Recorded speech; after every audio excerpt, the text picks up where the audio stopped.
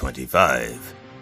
Members of the Texas National Guard have begun arriving at United States Army Reserve Facility in Chicago's far southwestern suburbs, where they're expected to participate in training before they are sent on their assignments to protect the United States immigration and customs enforcement agencies and facilities. The National Guard training program includes having 3 guardsmen simultaneously yell 6 different commands, convincingly saying, "I felt threatened," and saying, "Stop hitting yourself, stop hitting yourself, stop hitting yourself." Federal health officials late Monday warned people not to eat certain HelloFresh subscription meals containing spinach that may be contaminated with listeria. In keeping with the HelloFresh brand, the listeria is organic and fresh. Tesla rolled out new, cheaper versions of 2 of its electric car models on Tuesday in hopes the offerings will help revive falling sales. To cut costs, instead of the new models automatically blowing up, you have to manually light the fuses. This has been the Dr. Reverend Jelly Roll with headlines and punchlines for October 8th, 2025. Join me live at the Church of Last Resort Sunday mornings at 9 a.m. Eastern Time on MindDog TV. The opinions expressed on this program are those of the host or guest and should not be interpreted as statement of fact. I gotta tell you, I'm happy about that Independent spinach fact-checking and corrections No are spinach in my encouraged. eggs today. Can we get a cup of coffee in here, please? Oh, no way. Hey, that's the whole other.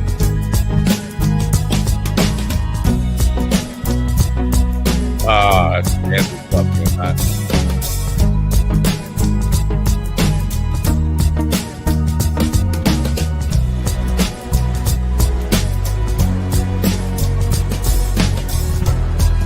I wonder, oh, it's under who wrote it? Damn, good coffee. And hot. Oh, it was me. My dog is your mind's best friend. Yes, I am your best friend. Hey, buddy, how are you? It's me, your best friend. My dog is your mind's best friend. And then I say, bum, bum, bum. Wake up, America. You've got a dog that needs walking. That's right, sunshine. Just put on a big pot of strong coffee and get ready to type your little hate mail with your opinions about kumbaya and flat earth insanity. Stand-up comedy? You want stand-up comedy? Well, we've got sit-down comedy. It's time for Coffee with a Dog. You make me laugh. Phone already. I mean, the phone. I'm ready to throw the phone out. Stop calling me. And yet, I bring the cell phone with me everywhere I go. Except one place.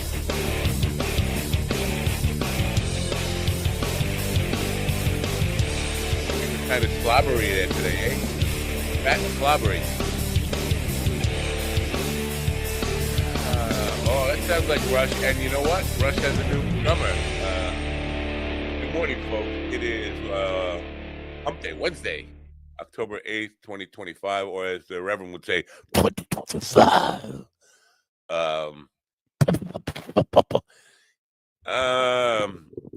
So I have this is it's weird because I want to deliver an uplifting kind of story here. What? Me? Who? What the? Emotional evening I had last night. Here's the deal. Oh, I owe GD half another like 3 weeks salary there or something. I've been in a fucked up headspace for quite a while now. And when it comes to believing in anything beyond this, and when I say this, I don't mean this dopey little thing we do in the morning. I mean life, this planet, the cosmos. And tomorrow, not tomorrow, on Friday, we're going to talk to Howard Bloom, who's going to tell me, yeah, you're right, there's nothing more. This is it. Maybe. Who knows what he'll tell me. Anyway, so I've been in this place of like extreme atheism, beyond atheism, nothingism. Like, and what the hell is the point of it all? Ism. So last night I'm out. I was I was out on the front lawn, gazing up at the clouds. Not because there were no stars; it was just clouds. Smoking a little. I did smoke a little, and looking for the UFOs because we have UFOs all over here, and it's entertaining. Now I'm not saying they're aliens or any of this stuff, but I got myself in this headspace of talking to my son. Yeah, this is morbid, right? My son, who has been dead about 9 years now. And I said to him, if you're there anywhere, if you exist anywhere in the universe, give me a sign. Look, I'm getting choked up. You hear it? You hear the voice? Give me a sign. And if you don't give me a sign, I'll know there's nothing but this. Because, if anything, my son would want me to know.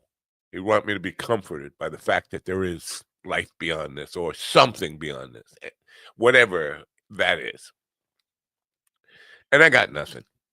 So I said, okay, that's proof that's all the proof I need that, we just die and phase to black and all that. And I came in here. I'm going to get choked up and my eyes are going to start to tear up a little bit here. And I don't know why, because it shouldn't happen.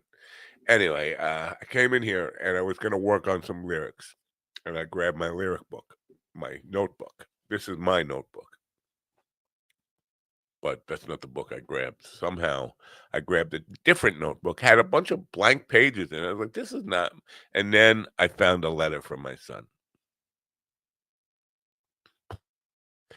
written while he was in rehab, to me, in his notebook. I didn't even know I had that notebook. And it fucked me up hard since then. I haven't been able to kind of even...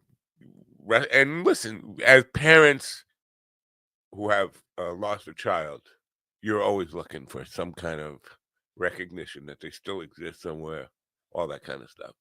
And you can bend over backwards trying to prove the unprovable. But for me, that moment was like a holy fuck.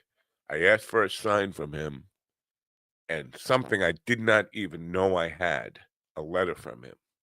See, this is a little tear here. I don't know if you see that. Showed up in my space. I just didn't know what to make of it. Still don't know what to make of it. Of course, I can make magical things out of it. But for today, I'm going to be in a fucked up state of mind. I think for the next couple of days, I'm going to be in a fucked up state of mind. Tomorrow, we have Jackie Martling on the show. As I mentioned, Friday, we have Howard Bloom. Howard Bloom I love to talk to because he makes me feel stupid. Jackie doesn't make me feel stupid. Well, he'll call me stupid, but he doesn't make me feel stupid. Today we have Chad. I'm just going to call him Chad O. Because he calls himself Chad O. And his last name is just like, please stand by. That kind of name. Anyway, he's a writer by day of dark fiction and a comedian by night. He'll be here in the second hour, and we'll talk to him. And maybe have a show today. I don't know. Maybe have a show this week. Maybe have a show sometime. Maybe we'll talk about Pam Bondi a little bit with GD and because listen, and Epstein and all that stuff. Maybe we'll talk about lots of stuff. Maybe we'll talk about Rush and their new chick drummer, who I have not heard play, but she looks fucking smoking hot. You know what I'm saying? Anyway, in the meantime, maybe I should just. I don't know what to play here. Maybe I'll just, in honor of Stevie Ortiz, I'll play Tannerly commercial because nobody's buying Mind Bloom. I know we have crazy people out there. You should be buying Mind Bloom, but in the meantime, buy this.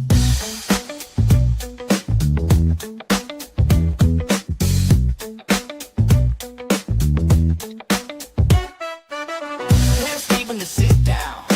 Really wants to get down. To get it on with a girl that's made of silicone. He goes to Tannerly, click no link. He goes to Tannerly, soft opinion. house without a head, but at least you'll never shit the bed. You need a fake rubber to squeeze. Be like Stephen Ortiz. Lube it up, it's so soft. Get you 10% off. He goes to 10% off your, and that's not enough of it. He goes to Tatooine. He Look at goes this, to yeah. Tatooine. Oh, you don't see it on the. Oh, well, that was weird. I'm just seeing it here.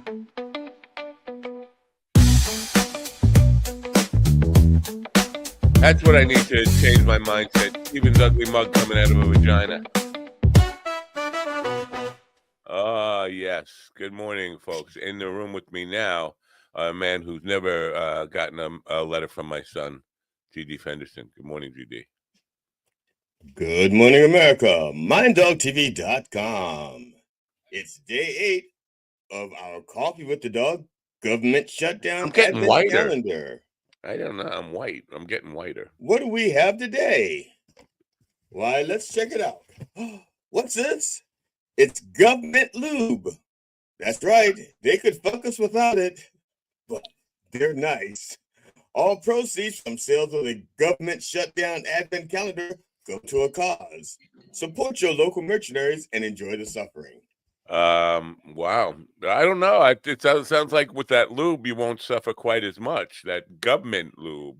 Is that with a B? I couldn't see. Government, no, with a V, government. Oh, Government okay. lube. All right. I think the B was copyrighted. Oh, that's I didn't know that product even existed. We're getting new products in the store every day. I didn't know either. It was in the advent calendar. People have to get the Coffee with the Dog shutdown advent calendar to find out what else is in the advent calendar. It's a different today, prize 8? every day. Is today 8? It's the 8th day of the government. It's the 8th day of the government shutdown. 8. It's 8. And there's something Look, I could different do 8. every single day. I could do 8. So it sounds like you're encouraging the audience to root for the shutdown to continue. No, I'm encouraging people to buy the advent calendar. Go to minddogtv.com/merch. While we have them, while they last, while supplies last. While supplies last. That's an interesting take. Bad Bunny. Do you know Bad Bunny? Personally. Well, I have no fucking idea who Bad Bunny is. I know that he used to wear his hair up like a bunny or something, and he's Puerto Rican, and Puerto that's Rican all I Bad know. Bunny. Yeah, I don't think if I heard any music by that person, Bad Bunny, I wouldn't know. How would I know? Because I think he sings in Spanish. Oh, really? I think so. My understanding of it. And the reason why I'm saying that is because part of the right-wing complaint about him is that he sings in Spanish. And also doing he was on Saturday Night Live. He was the host. Yeah. And he did he spoke in Spanish for about 30 to 45 seconds. And he says, if you don't know what I just said, you have like 4 months to learn. Wow. He's being a little bold and poking the old, I don't know what he's poking. He's poking fat, slimy Republicans, whatever he's doing. I think it's funny that Trump says he wants to talk to the president of Puerto Rico. Well, he did the same thing with the Virgin Islands back in the first term. Remember, he had a problem with the president of the Virgin Islands till somebody told him it's you. It's you. But so you watch Saturday? You're a Saturday Night Live guy? No, my wife and I watch. We record it, and we will watch the opening bit, the cold opener, and we'll watch the monologue to see if they're any good, and then we skip to Weekend Update, and then that's all we watch. Now I'm thinking it's a he. Bad Bunny did the opening monologue and the musical guest, right? That's unusual. I don't think he was the musical guest. I think the musical guest was a woman named Big Ass Rap Singer or something. Big ass, fat ass. I think fat ass rap singer. I think it was. I can't remember her name because yeah. All right. They're not people. They're not people. Just weird. That's just weird. You like having Doja Cat. Her name was Doja Cat. But you're having a musical guest as the host Why not just have? It's just weird. Because I think I don't know. Get Maybe. wild and crazy over there. That's what they're doing.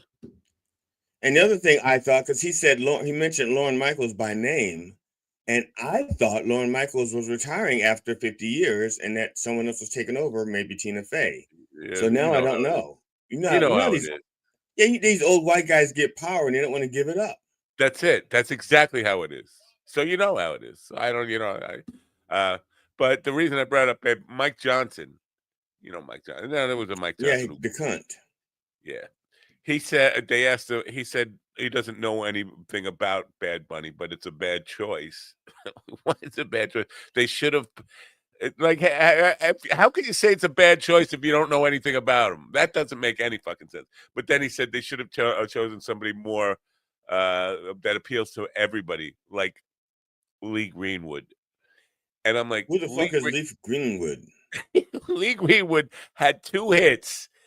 I still don't know who that is. I mean, I've heard the name, but I don't know any of the fucking songs. IOU and God Bless the USA, 1978 and 1980. He had 2 hits. Since then, he's basically just sucked Trump's dick about Bibles and stuff.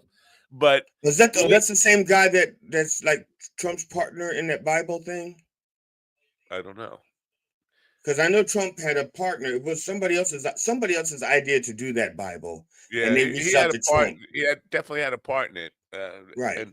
So I think I'm thinking, and I'm like Mike Johnson on this. I don't really know anything about Bad Bunny, but I would bet money.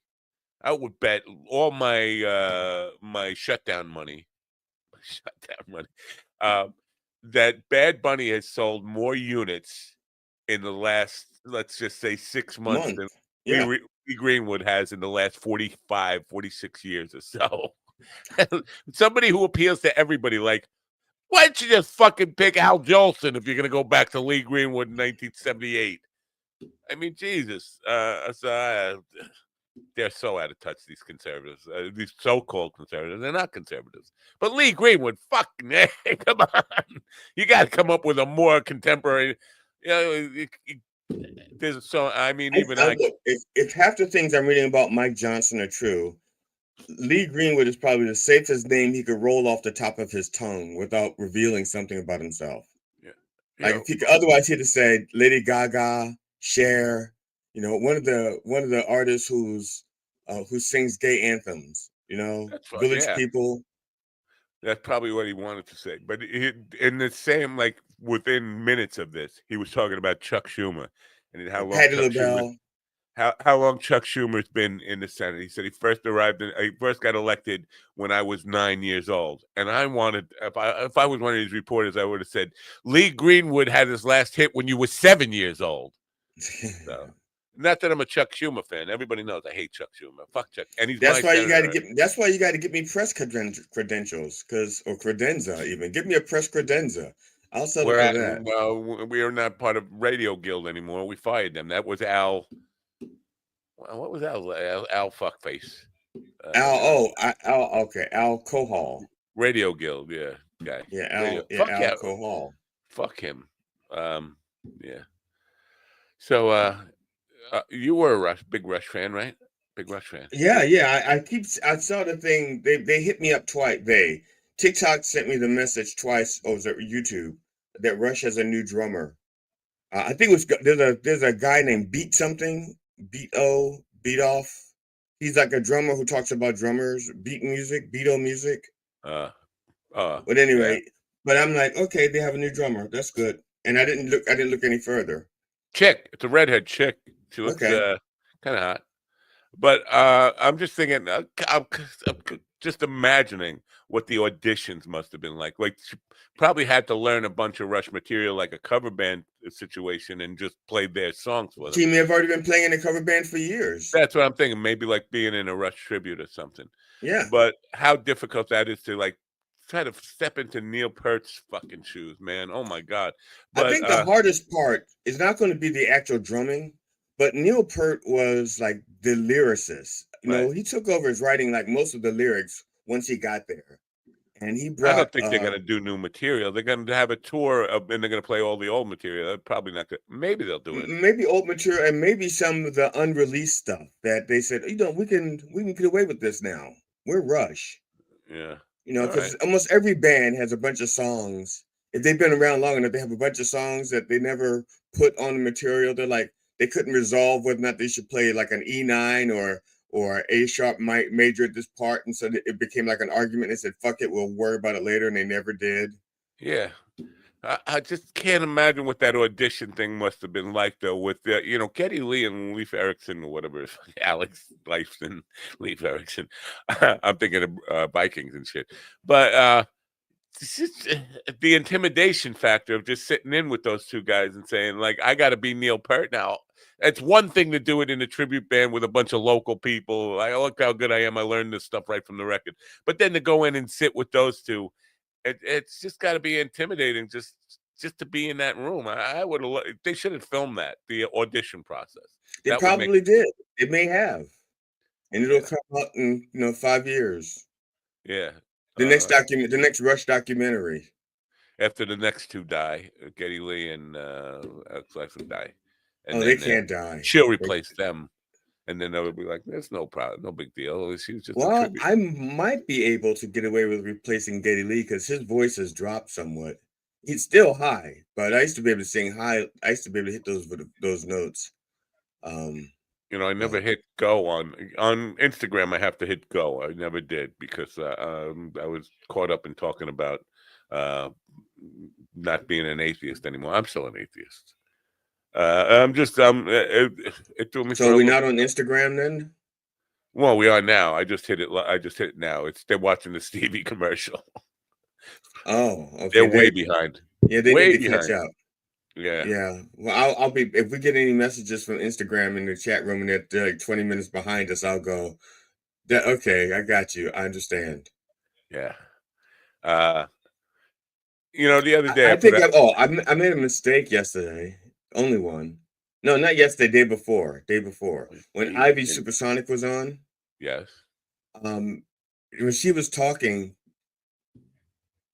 John Beavers put a note in the chat room that said something like, "I want to have her on my show." Now I figured he wanted to talk, cancer stuff with her, because then he went on because I think his next comments were about a bunch of little letters that they use in medical talk that I don't know what the fuck they are talking about. Yeah, But yeah, yeah. it's shortly after she was talking about the blood tests or blood results or something, and he just starts spouting off all these letters. Says, "I want to have her on the show," and so that's what I thought. I did not realize that he did not know what he was saying because I sent him the message. He goes, "Why are you sending me this?" I was like, "Because you invited her on the show." He goes, "I did? What? Wait, what are you talking about?" I saw it, so you didn't make a mistake. He made it. Was he just hallucinating or something? He did say, "I want to have her on the show." Well, that's so I told him, I said, well, so I took that as you meaning that you want, I took that as you wanting her on the show when you said that. How else what could you possibly take it? Like, That's what he said. I want her on the show. so that's why, You didn't so, make a mistake. He just forgot. He's having an early dementia moment. Like, I forgot I invited. I said if it makes things easier, the day that you have her on the show, I'll be on there also. What, he doesn't want her on. He doesn't have to have her on the show. He doesn't have That's to true. He email doesn't her. have to, but I'm just saying if he decides to put her on there. Yeah. Now But now I feel bad. If he doesn't put her on, I feel bad. I feel like, okay, maybe I should put her on She somewhere won't past remember. funny. She won't remember. Oh no, she reached out to me. She reached out to me Oh, and said I reached out to him and he hadn't gotten back to me. That's why I reached out to oh, him. that's why you did make a mistake. You got involved. That's the mistake, getting involved. I thought, Well, remember you sent the email. Yeah, I about, said it, but that doesn't mean you have to get involved. It's just because John was on there, he got it, and blah blah blah. Blah, blah, blah, blah. What is this? Stop fucking calling me! Huh. So I'm getting hot.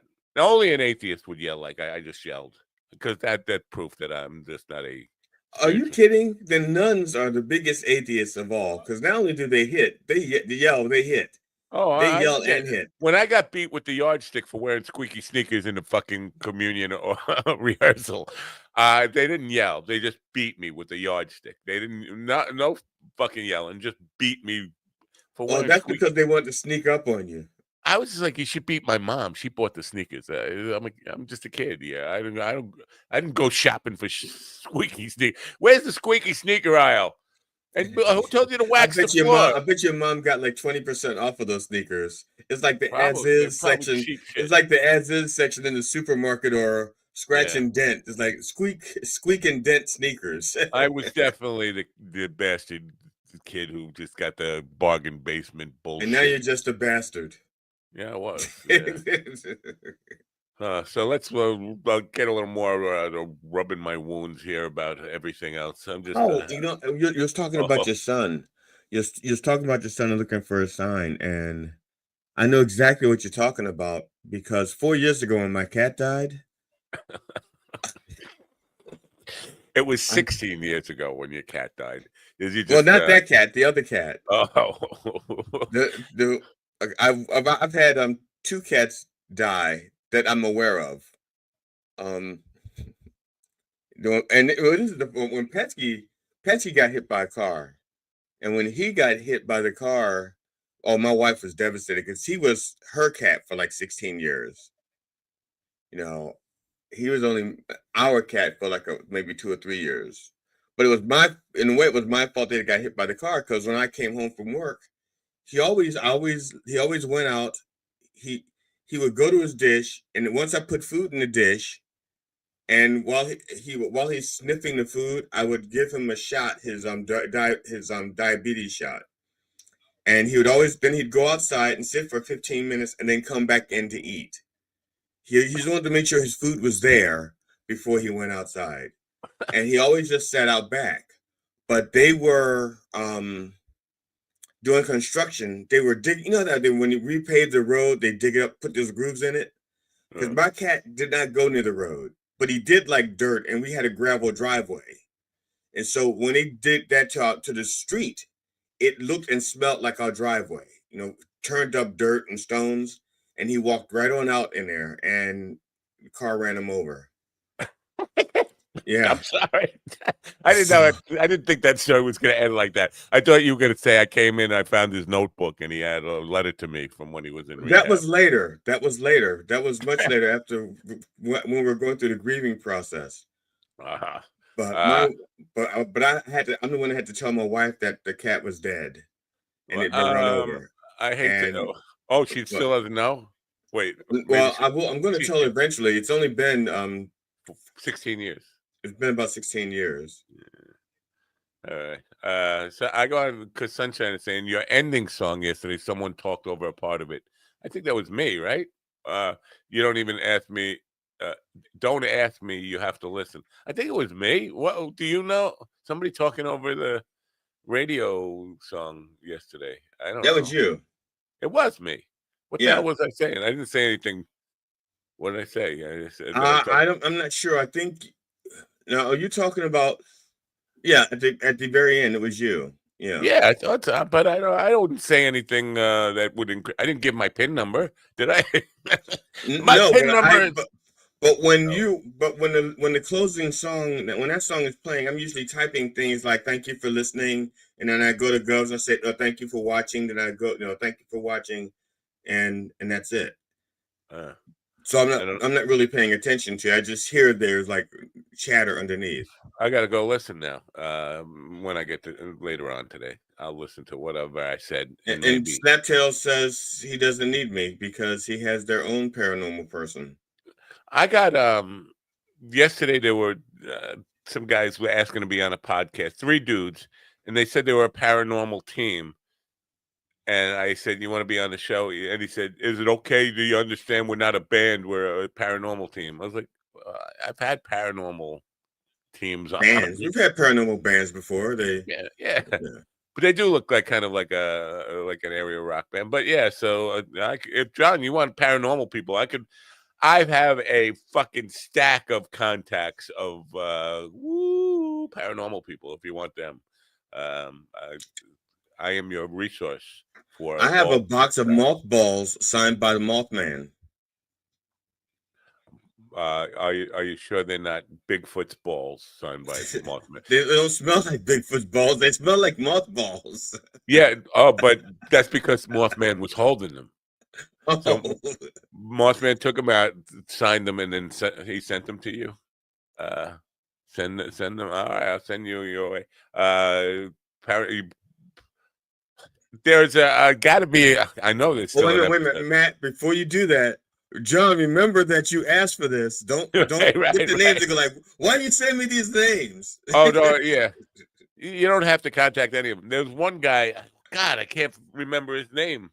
He was just a fucking pain in the ass. He was one of these psychics. He's been on all the Unsolved Mysteries and the History Channel, all those fucking shows. And he considers himself like the most credible psychic out there. And he sent me a thing about before he came on the show. He sent me a thing about careful about the medication you're taking lately. I have a feeling that might not be good for you. And at that time, I was getting off the mini stroke medication and getting on marijuana. And I just thought, well, that's a coincidence that you said that, because I'm getting off the medication today. And he thought, well, see, that proves I'm a perfect psychic. And I said it's a coincidence. It's a coincidence. And I wasn't, it wasn't medication that was hurting me. Anyway, he kept wanting to be on the show like every week. Can I come back on? Can I come back? Like, we talked about your little silly bike ride or whatever. And then he started telling me who I couldn't and could not have on the program, other psychics and paranormal people, calling them phony. I was like, I think the whole fucking thing is phony. But then he started lecturing me. He's like sending me emails. You can't talk to this person. Blah, blah. Like, dude, buzz off. And I had him on one last time. And before I had him on, he was sitting in the green room there. And I was like tearing him apart. Saying, this fucking dope emails me every fucking day telling me who the fuck I can have on my program. And and he thinks he's somebody fucking magical. He's not one of fucking these kumbaya assholes. And then I had him on and had him on and said, you know what? I'm glad you got ass raped in prison. Get the fuck off my show. I was about to say, did you exceed your quota of fuck? Because you did. There's a lot of fucking in that sentence. Yeah. So, but that I didn't take that episode down. I'll find it and I'll share that, because it was a beautiful thing. Where I don't. I thought you believed. I thought you changed. I didn't change. I was always a skeptic. I'm a skeptic. It doesn't, but I'm allowed to talk to anybody about anything. They're as credible as you are in their stories. And I think it was that woman that I've been sharing a reel with, the one who got brain surgery by 5 aliens in her hotel room while her husband watched. That sounds more like a gang. That sounds more like a gangbang. It does. But it sounds like it wasn't brain surgery. They're fucking her brains out. Yeah. All these fucking, and then that's what drove me crazy. And that's why when I get these fucking people who are, have been in the paranormal studies or whatever for a few years, like, you have no fucking idea, man. I've been doing this since 1978, having these knuckleheads on radio. I had people on my program. One guy who swore he was from the planet Ooh. Another guy. Sorry, Matt. It's not ooh. It's ooh. No, that's a different guy. Okay. Because I remember that. I remember that one. I had two guys Duncan Cameron and Al Bielek, who swore they were on the Philadelphia experiment, the Eldridge boat, and then they got a soul melding, and now they're the same person, even though in their two bodies. Duncan Cameron said he went to Mars and met Elvis. He looked at me straight in the eye, told me he went to Mars and met Elvis and Jesus on Mars. I say, and what state did he live in?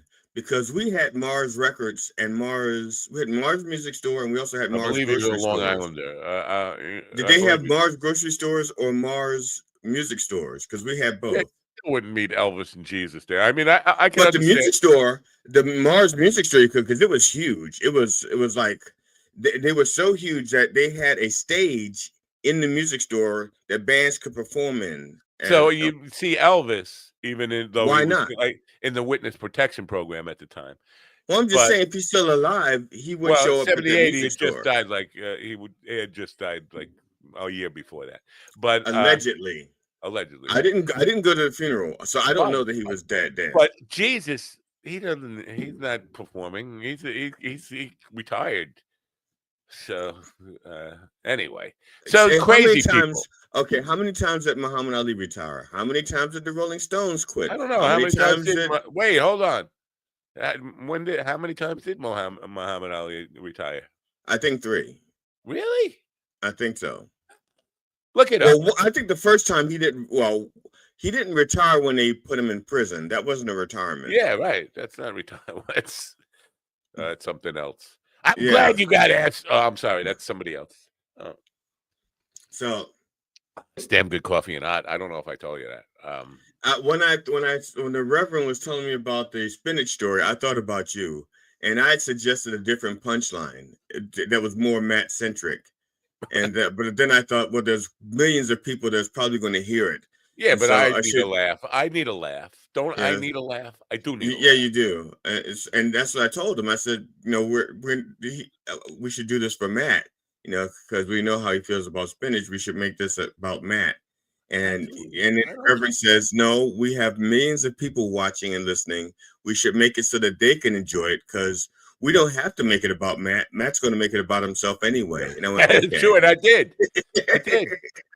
So good for the Rev for knowing. But sometimes he's much wiser than I am. So yes, sometimes. Yeah, sometimes. All the time. Just for the record, I don't hate spinach. I hate it with eggs. There's a place for spinach. It's just not in eggs. Yeah, it's in a Popeye cartoon. Yeah. Actually, I like spinach funk. I really like spinach funk, and I like raw spinach. Yeah, raw would be better than like egg cooked. Stop calling me. Now, who was the gay planet? Gay planet. Yeah, last night I did my workshop with Dylan Brody. I think Uranus is the gay planet. All right, go ahead. Dylan Brody's Anus. Go ahead. I did and what is on Monday night I recorded my set, my open mic set, because I was working on a material that he and I were working on together. But I hadn't taken the time to learn the material. I was just so busy, and I was still writing it. I'm proud of you. I'm proud of you. And I was still writing it. I can't, because first of all, Dylan not writing it, and there was too much Dylan influence in it, and I don't talk like Dylan, so I have to like. So I have to. Dylan. I'm sorry. Yeah, I was like, I don't tell jokes to sound like this. I did talk about my pet peeves. Well, I'm sorry to interrupt you here, but Bob Dylan, was notorious for showing up in the studio ready to start recording an album. He was still writing. Like he still had, like, wait, I'll keep the band waiting. I'm still writing it. So. And that's exactly what I did Monday night. I was still writing it. I mean, I kid you not. I had typed up some stuff, but then, is this it? Yeah, I typed up some stuff, but I'm going, but then it's like these handwritten. It's like, oh, I can't say that, and I start writing things in here, and so I'm trying to learn stuff that I literally had just written like 2 minutes before, and I'm trying to remember it. At any rate, but I mean, it was still. Let's put it this way: even though it was really, really rough, I pulled it off well enough, mainly because the other comedians, all the comedians that came before me, I went up last, by comparison, sucked. Okay. And I actually had a theme and it thought out in the beginning and the middle and the end and the punchlines and stuff like that. And people liked it. So one guy, there was one couple that was complimenting me after the set. And they had said, and the guy says to me, I like how you saved pet peeves to the very end. You know, I like the way you did that. And I said, actually, that's actually Dylan Brody's idea. I said, when I wrote it, I had that in the second line. And then I did my Dylan Brody impression. It wasn't an impression, a characterization. Because when I wrote it, when I first presented the idea, the concept to Dylan, I had the second line I had pet peeves in it. And Dylan goes, no. It's got to go at the end. He goes, it's got to go at the end. And then so I'm doing this for Dylan last night. I'm telling Dylan what I told the guy, and I did my characterization of Dylan. Dylan goes, he says, I hope I don't sound like that. I said, oh yeah, you do. He goes, Yeah. oh, I'm so. He says, I'm so sorry. I sound like such an ass. Well, don't be so hard on yourself. Listen, it's hard to when somebody does an impression of you. It's hard to really hear yourself in it because I don't know. But all right. Well, Well, I told him. He says, I'm sorry that I was like that. I said, Dylan, you never have to apologize to me for being yourself. I said, if I didn't think I could tolerate you, I wouldn't be here. I want you to be yourself. well, actually, you have to apologize to me for being yourself. Could you? Well, I thought that went without saying. Oh. I'm just downloading some photos that Jackie will be here tomorrow. I am finally going to have the courage to ask Jackie to be on Done Way Past Funny. He hasn't been on Way Past. Never he did asked the him. weed show. Yeah, but I never asked him because remember when I first having my encounters with Jackie. Yeah, he talked too much. He had not only that. It seemed like he had like no tolerance for me whatsoever. And so I said, I'm not going to ask him to do an interview. Because you were interrupting his soliloquies. Well, that's fine. But it's anyway, so I felt like he had no tolerance for me whatsoever. And then then a couple of times he didn't want to laugh, but he laughed. And it's like whenever I say something, he'd go like, I'm glad that's over with, or I'm glad I missed that story. Did you wake me up? And so you probably didn't notice him doing it to me as well, though. But that's fine. Right. Yeah. No, I mean I noticed it, but I knew that. But I know the two of you have been friends for a while. I'm the guy who had to tell Jackie that when I first heard him, I'm like, you just did a bunch of jokes that other people did. And that was what my impression of him was. And I didn't appreciate what he did until until once I got to see him live. Once I saw him live, when we start interacting and I went to see him live, that's when I appreciated what he did. I was like, my God. This is one of the pictures he sent me this morning. I don't see any. It's harvest time. I don't see any buds in this thing. This is a plant he just harvested, but I don't. It just looks like a bunch of leaves. You're not supposed to harvest them until there's buds. Do you see any buds? I don't know what a bud looks like. Well, bud would be like a. Oh, I thought you meant the beer cans. Never mind. A bud. Okay, yeah. Oh, Slaptail says, "Yay, Jackie, I'm off, so I will pop on to get Jackie time if that's cool." Oh, yeah. Sure, John. As long as you don't take away from my time with Jackie, yeah, you can. There's only so much time Jackie has to give. I don't want you like stealing my quality time from Jackie. Carl says I still haven't read his extra book chapters he mailed me 3 years ago. I think it was more than 3 years ago, but whatever. All right. So we have a guy named Chad O, who was a writer, a doc fiction writer. Chad Olshavsky. I guess Olshavsky. Olshavsky. It's Shavsky. That's pretty. Did you practice that? You No, were up all that practice? I was engaged to a Polish model for like 3 years. So I got to learn a lot of Polish pronunciation, Polish and Russian, because they're very similar. But the difference is, now see if I got this right. I think Polish ends in I, and Russian ends in I. One ends in Y and one ends in I. Let me see. I think either could end. Yeah, I think Polish is Y and Russian is I. I see. I see. Yeah. I see. What is he saying? Curvia. What is Carl saying? Is he as high as I am? And I'm not even high yet. Matter of fact, I think Carl has been sober for several hours now. Oh. It's lunchtime for Carl. It's lunchtime in Germany for Hitler. Mm-hmm. Whatever. So did you catch any of Pam Bondi's? Oh my God! It's first of all, that's a yes. Yeah. Yeah, well, there's just so many things to talk about in there. It's all politics, but there is absolutely, in my mind, this woman would crawl over shards of glass that were filled with poison, naked, through a fire pit to defend Donald Trump. And when somebody says, "Did you find pictures of Trump with underage girls in Epstein's apartment?" And she can't and say no. she couldn't, yeah, because of Yeah. perjury. She's not going to perjure us. So, in order, the only other alternative there is yes. I mean, it's obvious that that's a yes. I'm not going to answer that. Or even that, even if somebody else found them and just showed them to her, she could have said, "No, I did not find any pictures." Right.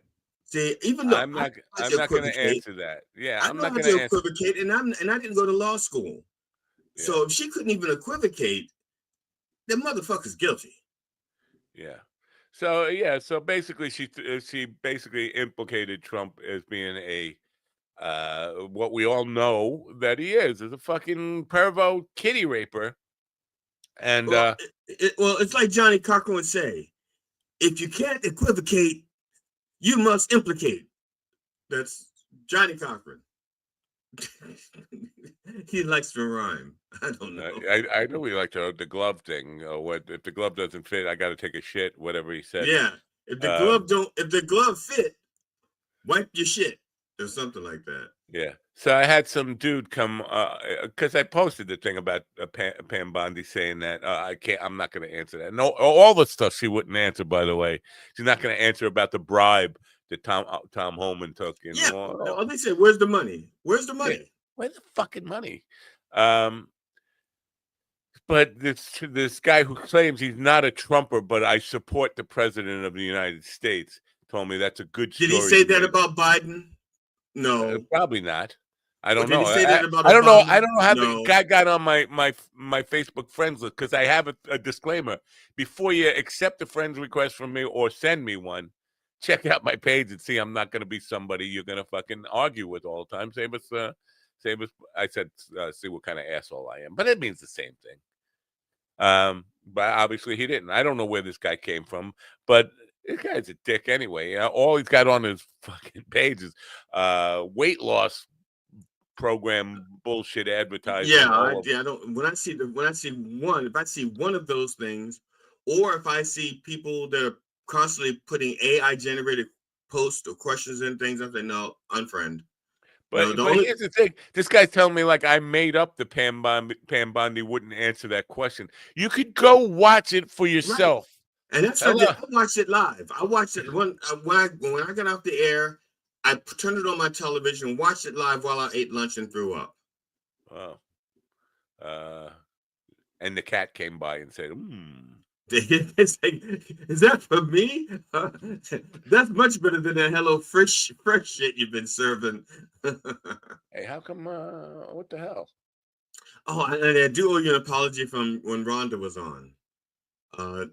When she was talking about Mahalia Jackson, when she got I must banned because of Mahalia Jackson and because of the picture of her at age 4, and you was trying to say, you know what that is, and I was like but she and I were just talking back and forth with so much banter that you couldn't get a word in edgewise. And then eventually you just said, I guess you don't want to hear it. So I apologize. So if you can remember what you were about to say about Mahalia Jackson. I have no idea. I must have been sleepwalking at that point. Seemed like the last 2 days we've had guests come on and I ask them one question and then a half hour later I kind of wake up. Are they still talking? And then we got Jackie tomorrow. So nope, we don't. Hey, tomorrow's no good. I got a doctor's appointment. So sorry, I didn't look at my account. Not an issue. All right. Okay. Yeah. Which doctor is it? Well, just hope he has a good visit. We could have him on Friday after Howard Bloom. When is Howard Bloom on? 9:15. Hold on, let me find out. I didn't check the Bloom situation. I should give you like access to the Calendly so you can see this stuff.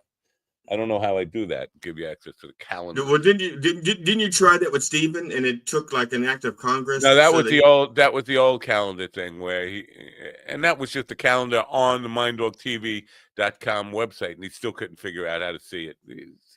He's Good morning, Ann, California. for a guy who is boomer quarter, boomer, and he just never. I don't even know what time I have. He's not on the calendar, is he? Yeah, so I'll have Jackie on. So tomorrow we have no guest again. We're back to no guest tomorrow. I'll reach out to Ron Reach out to see if I can Carl. get Call her on. man. Ask Call man if he'll be on the program tomorrow. No, I'll reach out to Ron to see if I can get her on. No, don't do that. Now, okay, I'll reach out to John Fugelsang, see if I can get him on. That would be wonderful. I felt like Rhonda was holding back a little bit. When she does that. She does that a lot. She's trying not to hurt my white feelings. When she's talking about, I don't think a lot of people, she's talking about the slaves building the Capitol building. And I think she wanted to say it wasn't these white people. No, I don't think she was saying white people. Well, probably, yes. Yeah. But also, to be honest, a lot of black people are just fucking ignorant about history, too. Yeah. So she was probably just being generic people. Yeah, I think she just didn't want to say these fucking white assholes in front of me. That's what I felt like. I felt like there was one, and I wanted to tell her, that's cool. I'm cool with calling people white assholes or whatever you want to say. Black assholes, white assholes. We have assholes of all shades: brown, yellow. If you got a yellow asshole, maybe see a doctor. But or check your bleach. I did feel like she kind of stopped herself, like before I go full on whitey sucks. We've got to remember there's a white guy in the room. I don't. She your co-host, your little co-host. I don't think that she's ever expressed the thing about whitey sucking, but she will mention. She doesn't have a problem. She won't hold her tongue about white privilege or that white guilt, stuff like that, or anything. She doesn't hold her tongue. Once she knows what she wants to say, she says it. She doesn't. That's what I like about her. And so when she says that she thinks I don't think she said I was talented. I think she said I was prolific and that I write one-liners and sketches and songs and so. But I know she means it. She's not going to make up stuff. The first time she was on the program, you had nothing. I booked her. I didn't even know you knew her, and I booked her. And we had a correspondence, and she was writing to me. Matt, yesterday she didn't seem to know my name, and because it only says Mind Dog down there, she didn't know what to say. I'm thinking you said when you invited her on the show the other night, you said, "Come on the show." You didn't say coffee with the dog or anything. And right, I said, "Come on our show. We'd love to have you back, and we can talk about your book." And I don't think she remembered me at all. Like we've had a conversation. I think she thinks yesterday was the first time we ever met or something. I don't know. No, I think I don't know. I don't know. I don't remember. I don't know, because some people might go back to the last time they were on the show and see what it was like. I don't know. I'm not bragging or anything. Believe me, this is not a brag. But I'm not easy to forget. Once you've met me, oh yeah, that fucking Groucho looking, fucking Himmler looking. It's a character look that it's like if you met me once, you're like, yeah, I don't remember much about him, but I remember I met the dude once before. Yeah, I remember I met Groucho. Yeah, me too. It'll be like, what's that guy? Who's it, Joe Rogan? Is that the one that says he was at an Arlo Guthrie concert? He thought he meant Woody Guthrie. He was at a Woody Guthrie concert 11 years after Woody Guthrie died. Yeah, people will be like, I was interviewed by Groucho Marx. It was on a digital broadcast, and I was being interviewed by Groucho Marx. I remember very distinctly, and he had this actor that played on Walking Dead with him. That black guy that played from Walking Dead. He had him on it. No, and it was him and Billy Ocean and. Wow, Walking Dead. I don't think I've ever seen like. Even I've never seen an episode of Walking Dead. Now there are people who know my name. Most people know me as Glenn. I mean, way more people know me as Glenn as know me as GD. But here's the weird thing: there are people who've known me all my life as Glenn, and once I started doing comedy and started using GD Fenderson, those very people that used to call me Glenn now call me GD. The comedy has superseded the fact that for like 60 years of for like 55 years of my life, they've been calling me Glenn, and now they call me GD. I remember elementary school, grammar school, I was called Matt or Matthew, but since like junior high school, literally since junior high school, everybody's called me Dog my whole life. So I thought they it's like called you Mad Dog they because did, but yeah. they called my brother Mad Dog, and then he went off to the Marines, and then I was just either Mad Dog was it, but they didn't. They just left the Mad part off of most of it. It was just hey dog. I got that most of my life, so it's been a good 50 years of people just calling me Dog. I don't know. It's fine. Long before Dog the Bounty Hunter or Snoop Dogg was a dog, all these dogs came along. Yeah, but they were still pups. They weren't even pups when people were calling you Dog. That's right. That's right. They weren't. Yeah. So. Their moms weren't even in heat when they were calling you Dog. That heat thing. The humans go. I don't know. Well, women go into heat. They just call it menstruation, right? Or is heat, or isn't heat the desire? Is in heat menstruation? Well, that's horny. It seems like in the human species, it goes from 30 to like 49. 13 to 49. They're in heat the constant. Like now, women are fucking way hornier than men. Is in heat horny? Or does it mean, is that like you just, because when female dogs are in heat, they just put anything in there. And so that's not just, I want to reproduce. It's like, I want to fuck now. So would that be, so in a person, in heat would just be horny because people can get pregnant. Because people can get pregnant at any time once they start. It's not like you have to wait, a certain time of year to go, like some animals have like their mating seasons and people just get pregnant. Matter of fact, you don't even have to have sex. You can just look at a woman and get her pregnant in the elevator. Didn't work for me. Yes, Matthew from the Bible. That's actually yeah. But she's missing a T. Oh, my eyes suck. Yeah. Oh, that's true. I was watching you read yesterday. I'm like, whoa. Do I tell him that? Should I tell him? Forgot my tea. Yeah. Well, that's okay. You can just warm it up in the microwave and it'll be still hot. But I thought the horniness. But then again, I had a dog who was in heat, and I used to like put her in the backyard, but because she would sometimes jump the fence, I had this long chain where she could run the whole backyard, which was like hundreds of feet of chain and stuff. And I thought that was safe. And then one day I came out and she's getting humped because she was in heat, and this dog who would jump the fence basically had a trap now. She can't get away. She's on a long leash. And I thought, well, this is my doing. And she looked at me like, you motherfucker. I'm getting fucked in the dog style because of you.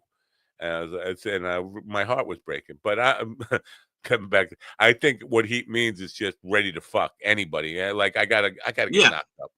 Yeah, that's so people. So when you apply that to people, it's just horny. Yeah.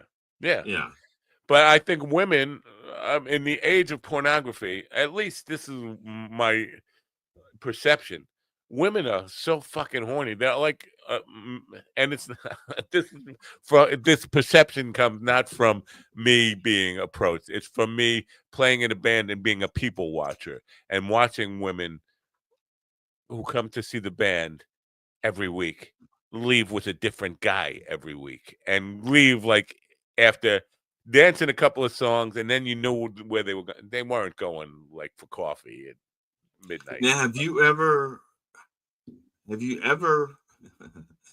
turned down a woman who wanted to have sex with you? Oh yes. I'm not because she was drunk. I mean, for other reasons other than the fact that she was incapacitated. Yeah, plenty. I I had scruples once. I had ethics involved. I had scruples. Two of them. Once. I would. Yeah, I've turned down many advances. I have too. Most of the time when I turned them down is because they were drunk, and so I would. And if I was worried about them, I would take them home and I'd let them sleep on my bed and I'd sleep on my sofa, just so I know they were safe. And And that's it. They'd be like pawing me, and I'm like, okay, fine, no. And then I put them on the bed, tuck them in, and I'd sit there till they fall asleep, and then I go then I go sleep in the living room. That's if they were drunk. If they were just unattractive, I didn't bring them home. I just would just say no, thank you. But there was one woman, I remember this. I can't remember her name. She was about 6'2", tall, blonde, like a model. I mean, gorgeous. And this was this is our office people were meeting after work at this bar in Baltimore, and she was hitting on me, but she was drunk. I mean, she was drunk and she was hitting on me, and so she says, "Do you want to take me home?" And and I said, "No, you're drunk." I said, I said what I actually said was, "You're drunk and you wouldn't remember me."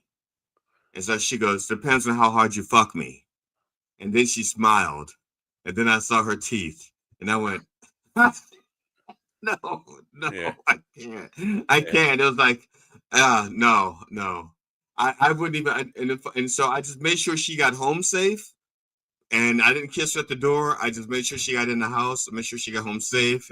And I just kept thinking to myself, I can't have those teeth on me. And the worst thing is that my teeth were jacked up too, but her teeth were so much worse than mine. I mean, let's put it this way. I, because I, like, I kid you not, my one of my a friend of mine who's known me since I was 17 or 18 years old. We played in a band together. We've we've seen each other in all manner of states. And I was talking about getting my teeth fixed. He goes, "When did you get your teeth fixed?" I said, 2002. He goes, "What was wrong with them?"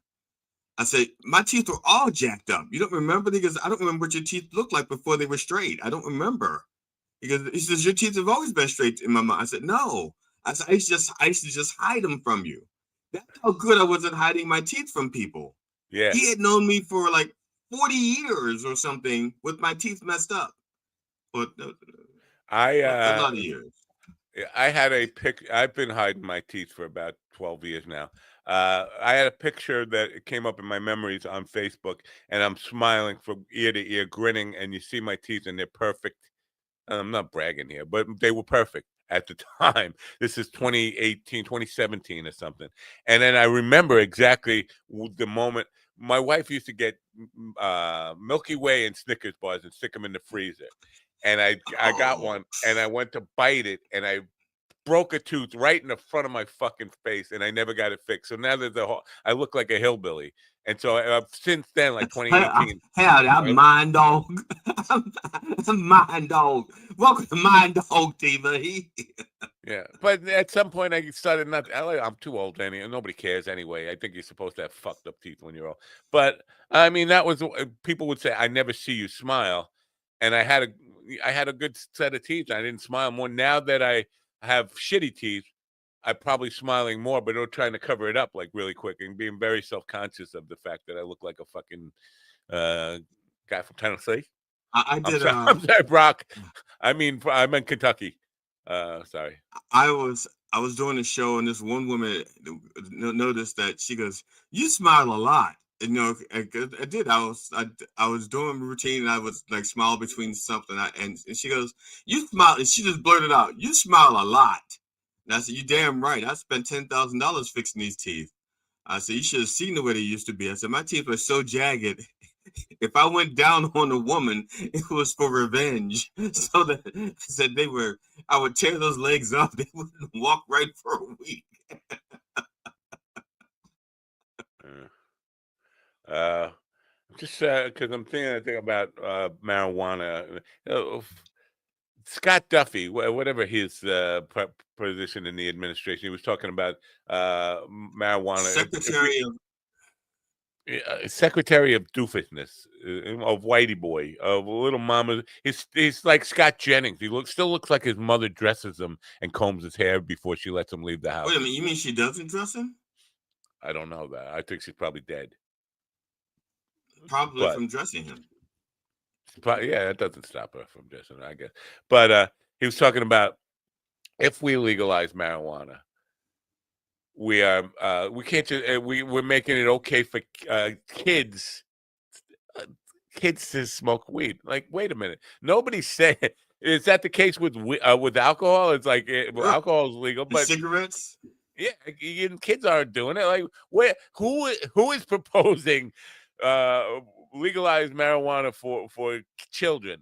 Is there anybody proposing it? Yeah, And that's like saying if we legalize same-sex marriage, we're saying that children have to get married to say no. yeah, That's not what that means. so it's but when I wanted to say it's just too long. When every time I go to the dispensary, there are Trump trucks out there. Old people older than me. It's most Republicans are fucking closet weed heads. I'm sorry. The guy I used to, both of my weed dealers for before it was legal here, both of them are hardcore Trumpers. So don't act like this is a uh-oh. Wait, is that lunch? What happened? The cat wants out. What was that? You know, she hates being picked up. She hates it. So why did you pick her up? Because she keeps bugging me. She keeps bugging me. So I figure if I pick her up, she'd go like, okay, I'm going to leave you alone so you won't pick me up. Yeah. That's a mud of a cat you got there. What is that? That's a mud of a cat.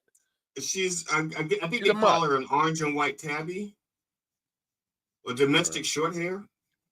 Where'd you get it? Did you buy it from a pet store? You brought her no. She was a stray. She was living in the woods, barely living in the woods. And my wife says, you have to do something. I said, you want me to shoot her? She goes, no. Actually, I didn't say shoot. I said, put her out of misery. She goes, no, you got to rescue her. And so I did. And now she's taking over the fucking house. Yeah, tell your wife to move up to this neck of the woods. There's plenty to rescue around here. And my wife has a history of just like, so many of these fucking rescue cats. And then she traps them, brings them to the vet. We pay for them to get spayed and all that kind of, or neutered or whatever the fuck you call it. And it's a fucking like a yearly bill, probably about at least $1,500 a year we spend on fucking cats. We spent almost $1,000 on one stray cat that we didn't even keep. Brian, we just got it healthy, and someone else adopted it. Yeah, I'm fine with that. Listen, if they want to come and take them, we spent $1,000 on the fucking cat. One of our cats, we not only spent $1,000 on that, then we had spent another $2,000 on having her leg amputated. Like, I could fucking get me a fucking saw. I'll do this. I have pruning shears. That'll work just fine.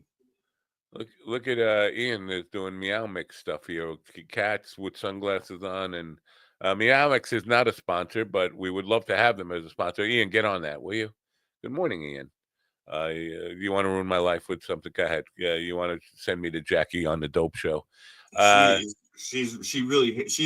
thing is, she likes the attention. She likes the fact that I'm rubbing her. She hates the fact that I'm holding her. So she's like, I'm rubbing her. She's got her head in my hand, but her nails are digging into my thighs. That's nice. And if I didn't like having those claws in my thigh, so help me, I would have thrown this cat off my lap about 4 minutes ago. But I like it. I like those claws in my thighs. Mm-hmm. No, this has a political element to it, but it's not really about politics. The Jack Smith thing with the taping and the surveilling of 8 senators. Listen, these are 8 senators who were involved in the big lie and the interaction. They're acting like there was no reason to wiretap us and all this stuff. That's just what? Did you forget about the fucking insurrection? Did you forget about that? But the one that is getting me is Lindsey Graham. He is like, I told him on Twitter. I don't know if you know this, but I'm on Twitter, and he was bitching him on. I said, "Listen, Lady G, stop with the cunt act. You're acting like an angry old cunt." Lady G, you called her Lady? You called her. I called her Lady G. Yeah. I said, nobody cares about your calls to the male escort service. They're not going to be made public. Slow down, little Lady G there. This is all about the things that you were talking about not verifying the election results and all that kind of stuff. Of course, he probably doesn't read those, but he's just acting like scared that we're going to find out what we already fucking know. Everybody knows he likes he likes dressing up as a Southern belle and having dudes come over and fuck him in the ass. We know that. We've known that for 10 years. Like, why are you even hiding it? Come out of the closet, Lindsay. Or Lady Lindsay, Lady G, whatever. But now he's saying that he's going to sue Jack Smith. Lady Graham. Wouldn't that be part of the discovery? Like, all right, so you're saying he wiretapped you? Can we see the evidence? Oh, what is this? 5 sweaty guys. Why are you calling 5 sweaty guys, Lindsay? A lady, Miss. You call that a good night? 5 sweaty guys. That's a good night. You never know. Maybe they didn't do anything. Or the deodorant isn't working. South Carolina gets a little muggy sometimes in the summertime. Quite often we'll talk about whether or not people can make a difference as far as like climate change and stuff. You can't. And I always bring up California and what they did with pollution out there. Oh, and how you know what I keep forgetting? We had the pictures of the ozone. The big gaping hole in the ozone, and then we stopped. You don't have to say gaping. Well, the hole. It was a big gaping hole. You don't have to say gaping. You don't have to say gaping. We're not. Lady G isn't listening right now. Oh, okay. The hole. So, yeah, and we fixed it by getting rid of the fluorocarbons. Because I did stop using hairspray. That's all. Yeah, we got rid of the fluorocarbons and we fixed. I mean, that's something else. We actually have physical proof that, and if we lose the ozone, I don't remember anybody arguing over the fact that we needed the ozone. Okay. I remember people not wanting, not about the ozone. I remember they didn't want to give up their spray cans. Yeah. But, you don't have enough retard friends. This is the problem. You need a few more retard friends because I have plenty of well, not anymore. I got rid of them. But the argument they will make is it was always there was never a hole in the ozone. That was all made up. It was a hoax. That's what that's what they say. That's their argument. We didn't fix anything, man. There was never a problem. It was all Chinese flu. Well, okay. Well, fuck them. We knew. We know that they're. But they're just gonna deny everything all straight down the line. They're just deniers. Tim Loss's birthday today. Happy birthday, Tim Loss. Don't know who that is. He's been on the program. Now, did you watch any of the comedy of Chad Oshofsky? No, I did not. You did? You go to. I went to his website. Yes. And it's actually a pretty decent looking website. Yes. It is. And on the one side, it says videos, comedy routines or comedy videos, and the other side says books or something. Books, yeah. I'm trying to remember.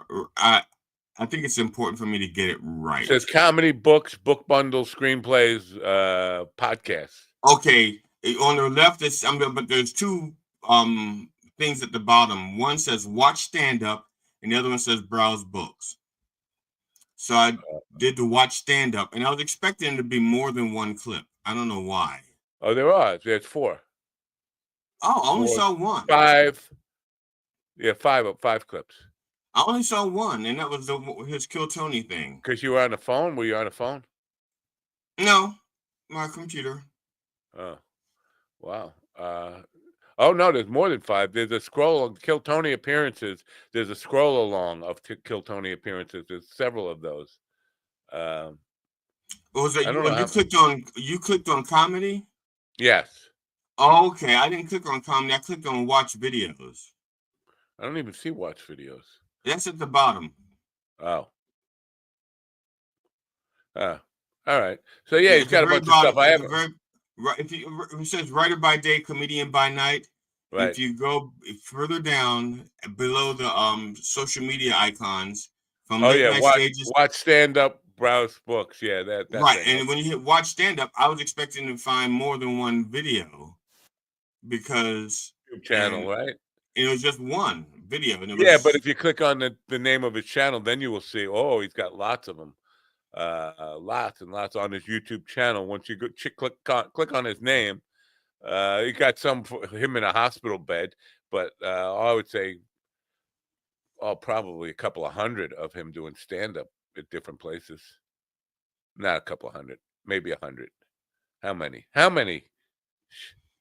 It's fun. I was watching. There was a Kevin Hart thing. I wasn't watching anything about Kevin Hart. TikTok was showing me like I guess. Just for the record, before you start, you love Kevin Hart, right? Kevin Hart's your favorite. No. Okay. Continue. But there's a routine he does about arguing with his child, and I remember the thing is that routine was something that I used to do, like back in. Let me see. My niece is. She was born in 1977. So she's 48. Okay, so when she was just learning to talk, she and I got into a little argument. But it wasn't much of an argument. She walked into the room and she did this. Mickey Mouse. And I thought that was so cute. And so, but I had no idea what she was saying except for Mickey Mouse. Everything else is just gibberish. So I said, "Do you want the Mickey Mouse?" And I took the Mickey Mouse down and she goes, Mickey Mouse. And I said, "You may put on Disney. You may put Mickey Mouse on television." So I turned the channel and then she goes, she put her hands on her hip and she went, Mickey Mouse. And so I said, "Look, I have no idea what you're talking about." So I picked her up and I'm pointing her around the room to find out what it is she wants me to do.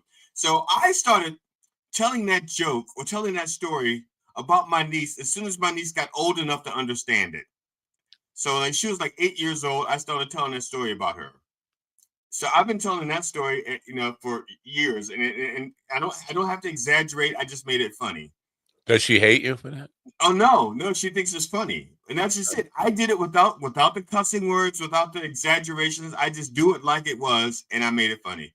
Kevin Hart is doing the same routine, but he has to says, "The bitch is fighting with me. And he had to go like, motherfucker, I was about to punch her in the throat." And that kind of, I'm like, and punch a kid in the throat, right? His own daughter, and he had to go through all that to make. And that's what I'm thinking about. Like, see, he's not very good at his craft. It's like he has to, because if he has to, okay, I'm sorry. That in itself is a funny scenario when you're trying to talk to a child who only knows 2 words and everything else is gibberish. That's funny. It's funny on its face. But he had to go through all the machinations of the cussing and what threatened to slap his daughter in the throat and stupid shit like that. I was going to fight her. That's stupid. Okay. I mean, the audience like it, but I'm just saying he's just not that talented. He's good. He's famous. He's rich. And he's a good business mind. And I wish I had that business savvy. But he's not fucking talented. Let's face it. It has nothing to do with all that. It's age. You're too fucking old. He got his following in his 20s. And listen, I don't know. I'm not gonna act like I know about Kevin Hart. I've actually never watched a fucking thing. But all these guys Dave Chappelle, all these, even Bill Burr and Louis C.K., all these guys started almost as teenagers and definitely early 20s. They didn't start when they were 55 years old. That's a big part of the difference. It's not about any like knowing the business at all. It's just hanging around, surviving long enough. Nate Bargatze, the same thing. He couldn't fucking buy like water for the first 15 years of his career. It's a very difficult business, and you have to survive. And you have to start young and be able to survive until everybody in your family starts saying, "When are you going to get a fucking real but job?" He's been doing it long enough now, and he's big enough that he should be better. That's what I'm saying. He should be better. That's what I'm saying. I understand. Look, I'm better now. Yeah, but you were saying you appreciate his business savvy. Yes. He didn't Yeah. business snobby. He got big because he survived. He was Well, but there are people who survive and still have terrible business savvy. I You know, don't there know. are people who, there are people out there, if they didn't have their mother or their uncle or their brother taking care of their finances, or stealing from them secretly, they wouldn't have a dime to their name. Yeah, Chado's not here. Did you notice that Chado's not here? Yeah, I did. Hmm. That's why I Maybe. started talking about him. I figured he would show up soon. Maybe I'll check emails and see if he's trying to contact me, but he's definitely hasn't tried any like normal channels to say, hey, what, I got a problem with something, can't connect. I hate this. And saying, I'm not a cat person. There's no pleasing them. They nasty. They're nasty? My cat, there is pleasing her. Actually, no, she's right. Well, you can please her, but not for very long. Not for very long. And our cat is she's neurotic, but caring. I don't know how to react to this. Neurotic but caring? And I got an email from somebody who wants to be a guest on the show. She created a sustainable and non-toxic period underwear brand. Okay. Have her on. Did you have 3 samples? Oh, are you having a problem with toxicity in your undies, your panties? I mean, I got something toxic in my pants, but it's not blood. Well, I want to write back to her and say most of my audience is male. We have some females, but I think most of I don't know. Most of them have most of them all have all the underwear they're going to need for the rest of their life, right? Sure, have her on. I'll have her on the evening show. That's your target demographic. Why are you fucking people contacting me? I'm not talking about her. There's other people here. God, it just never. But not the guy I'm looking for. He's not contacting me to say I'm lost. Maybe it's a time zone thing. He's in Austin, right? It's a time zone thing. I bet you. I'm assuming he's in Austin because he's been on Kill Tony twice, at least twice. Twice. At least twice. It looks like he's there every fucking week, according. Now Cam Patterson is a Kill Tony guy. He's now an SNL cast member. I saw Cam Patterson on SNL in their lineup thing. I didn't know that was a Kill Tony guy. Yeah, he's a bunch of guys who started at Govs. Is that the black guy? Yeah, of course. Oh, okay. He is that black guy. That's it. Okay. He is. My mannequins. His mannequins need new underwear. You have mannequins need new period underwear. My mannequins don't wear underwear. They have a T-shirt. Let me see which. They have. Matter of fact, they have one of the Reverend's T-shirts. All right, talk to the audience for a minute while I go see if Chad showed any on the publicist website where we should. Okay, sure. Say hello, audience. Audience, I'd like to introduce you to G.D. Fenderson. Meet G.D. Fenderson. Go ahead. Oh, okay, right. Well, let's do this. I have a show coming up November 20th, and it's going to be live streamed on plausible.com. So if you can't make it to Pennsylvania to see me at the Church of Satire Comedy Club, myself and my 3 cohorts, Funny Old Farts, but you want to see Funny Old Farts, you'll be able to watch it on plausible.com. $5 per device. I'm putting that out there. So if you want to support me, but you can't come to Pennsylvania, it's only going to cost you $5 to watch that show. This is because I would have got somebody. This is fucking book time on the show, and I don't show up. Even with the time zone thing, it's just come on. You learn to work a fucking clock. It says right on the thing, right, about Eastern time zone. It's just, why am I so upset? I shouldn't be upset. It's just another fucking no show. Yeah, but we haven't had a no show for a while. It's been like. Yeah. Wow, it's been a while. Either we just had no guests, or the closest thing we had to a no show was the day that the guest showed up early, but the show itself, there was a problem. Franco Lagna, yeah, and that was a no show, but it wasn't his no show; it was us no show. It was no show. No show. And we still haven't gotten an answer from StreamYard, although, and this is a thing I wanted to tell you about, they are, again, jacking up the price 100%. 100%. Every time they got a jack up, it's 100%. And I'm Are you like, sure they didn't mean 1% and somebody doesn't know what the fucking decimal is? I don't know. It's, I'm thinking of dumping them again, but I like, where do I go? I'm not Streamlabs again. I just don't know. But it's ridiculous. The service keeps getting worse, and they keep doubling the price. Double, just keep fucking doubling it. I don't know. And it's not even like they fixed the phone line thing, so you can take calls. Everything I've asked for, the folders, they don't do any of that stuff. They'll come up with this stupid, and that's the thing that broke the stream that day, is that stupid automatically show the little like Twitch box of, who the fuck asked for that? If you want to do that, go on Twitch, or Rumble has that too. You could do that. Go on in their studio and broadcast directly from there. You don't need StreamYard then. And cut out the fee, whatever. So the 18th is the day I'm supposed to re-up. I'm thinking about not re-upping, or I'm going to get into an argument with them. You got to fucking stop fucking reaming me every time you want like more. They cheat me like an ATM. Oh, we need some money for weed. Let's bill Matt an extra time for this month, even though we fucked him over, and then we'll go get weed on his dollar. That's what they treat me like. Do I look like an ATM to you? Not much. I know. Let me see. I got so many email accounts over here that I gotta check for this. I feel bad, that because I know the audience was like chomping at the bit, waiting for Chad. They love Chad, right? Well, maybe I'm wrong. He's a huge favorite, a huge fan favorite. I have a show tonight with Dr. Jeffrey Gross. I forget what that's about. He's a doctor. He's a doctor. He's going to talk about things.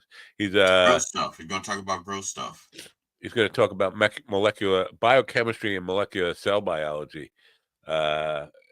He's going to tell me how to like be normal, right? He's a neurosurgeon. I'd love to be there, but I got trivia night. Re-celebrate. How to like ask him the difference between regular lube and government lube. Yeah. Government lube. Gary Simmons, who I thought was a friend, he's been on this program. He's a neurologist, brain surgeon from the University of Virginia, teaches brain surgery. Yeah, this is not brain science, right? Brain surgery. Yes, it is. Fucking brain surgery. He's the guy who wrote a book, Death's Pale Door. Death's Pale something. And it talks about spirituality, like seeing like spirits leave as he's doing brain surgery, and sometimes when people die, like he's talking about spirit and stuff, and you don't necessarily hear a lot of that stuff from scientists and doctors and stuff about the God stuff. So when he was on the program, I really enjoyed it, and then we were friends on Twitter. I think maybe he saw me calling people's mothers skank whores one too many times and just said, what, we'll lose that Matt guy. And then I said, when I got Howard Bloom on the program for Friday, I said, I should reach out to Gary and see if I can get him back on. I texted him, and I didn't get any message from him.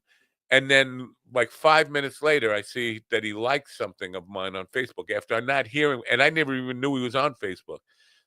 After not hearing from him for like a year and a half, 2 years, all of a sudden, he, like out of the blue, like coincidence? Yes, maybe. Or maybe, woo, maybe what that signifies. You know what woohoo signifies? Yeah, that's a planet. Well, it's close enough. I did not remember. It says that Facebook Messenger says I'm missing chats, and to restore them, click here, and I did that. And it's asking me for my 6-pin, and I don't know what that is. I'm thinking, let's try this one. What is it asking for? Oh yeah, it's like some kind of PIN number or something, identification. Right, 6 digits. I got that the other day. Like, what the fuck is going on with? And I didn't know it, and they had to have it. It's like, when the fuck did they start doing that? PIN numbers on, or 6-digit code for Facebook verification. I don't even see the email to check. Could it be this is my fault for never emailed? No, I emailed them. Come on. Let me see. I'll go back over. Gotta go back over to Calendly and see what the fuck happened. I'm almost sweating here. You see me almost sweating here? Yeah. You do? You do not. You're a liar. You're a fucking liar. Look at Yes, you, true. I am a fucking liar. You fucking liar. I'm sorry. Actually, I'm trying to find. I'm looking for, and I can't remember his name. There was a celebrity chef. Right at Shadow. Celebrity chef from Food Network. We used to be friends on. We used to chat once every so often. On the Food Network. And I can't remember his name. And I said to my wife, I said, the celebrity who has the hat and the glasses. I can't remember his name. And she goes, and she starts naming these people. I said, no. I said, he always wears a hat. Most chefs do. They wear that big white hat. No, but this is like a cowboy hat, not a cowboy hat, like one of those hats that looks like a brown fedora or something. Oh yeah. All right. Around for like it's I know what you're talking about. I don't know what they call that. A derby? Is that what they call a derby? No, not a derby. And I'm looking for him because I used to do another show and I invited him on it, but it was all politics. And he goes, I won't do politics. He says, I won't, and so I'm thinking that's cowardly. Yeah, but we can have him on and we can talk. I'm trying to find. I can just find his name. If I can find his name, then I can, reach out to him again. Yeah. Where the fuck is Chad? Chad. I don't know. Could it be I never sent him the login? No. Chad Chad Chad Right. Right. I did send him the stuff. I'm just going to send one more time. Reply to all. Reply to sender. Well, it's too late now, right? It's too late. Well, we still have a half hour or so, or an hour or so. We could talk to him if he shows up. If. Well, now, why would we want to talk to another food guy? We had our food guy on. We've reached our quarter of food guys. Well, I was checking. I wanted to look him. First, I wanted to look him up to see if he has a new book or anything he wanted to promote or push. So, in other words, I mean, we used to be, like I said, we used to chat on a regular basis, and then I lost touch with him. Now I can't even remember his fucking name. All right. Talking about books. Now, Dwoskin, Jeff Dwoskin. Yeah. He's got this some conversation. His podcast is I don't know, deep conversation. Some conversation. It doesn't matter. He gets all these like I don't know, TV people who are writing books. Like they have a book out. Like stars from MASH, Loretta Swift or whatever. People from television, but old. And when they write their memoirs, he finds out about it and reaches out to them, and then he actually reads the book before they come on, so we could have a conversation about it. But I want to know how he's finding out. Where do you find out about these people who are putting new books out? Because that would be a good way to reach out to some of these, I don't know, boomer era celebrities and get them on. That's what he does. But I don't know where he gets the information on who's putting out a new book to be able to do that. Do you know? I know. And these guys, this is the thing. I am very open to sharing any information I have about people or how to book them. And these other guys don't. They just really play the card like, I'm afraid you're gonna steal my secret or you're gonna have a more successful show than me. That ain't gonna happen. I'm not gonna have a more successful show than anybody. Have you seen this?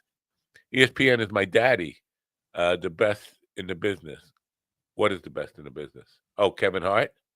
Is Kevin Hart the best in the business? No. And his picture of, is this guy, right? This guy, what's his name? The dude from ESPN who thinks he's a politician now. That guy, he wants to run as a Democratic nominee. I said, you know that guy? You don't know that guy? Not Keith Olbermann.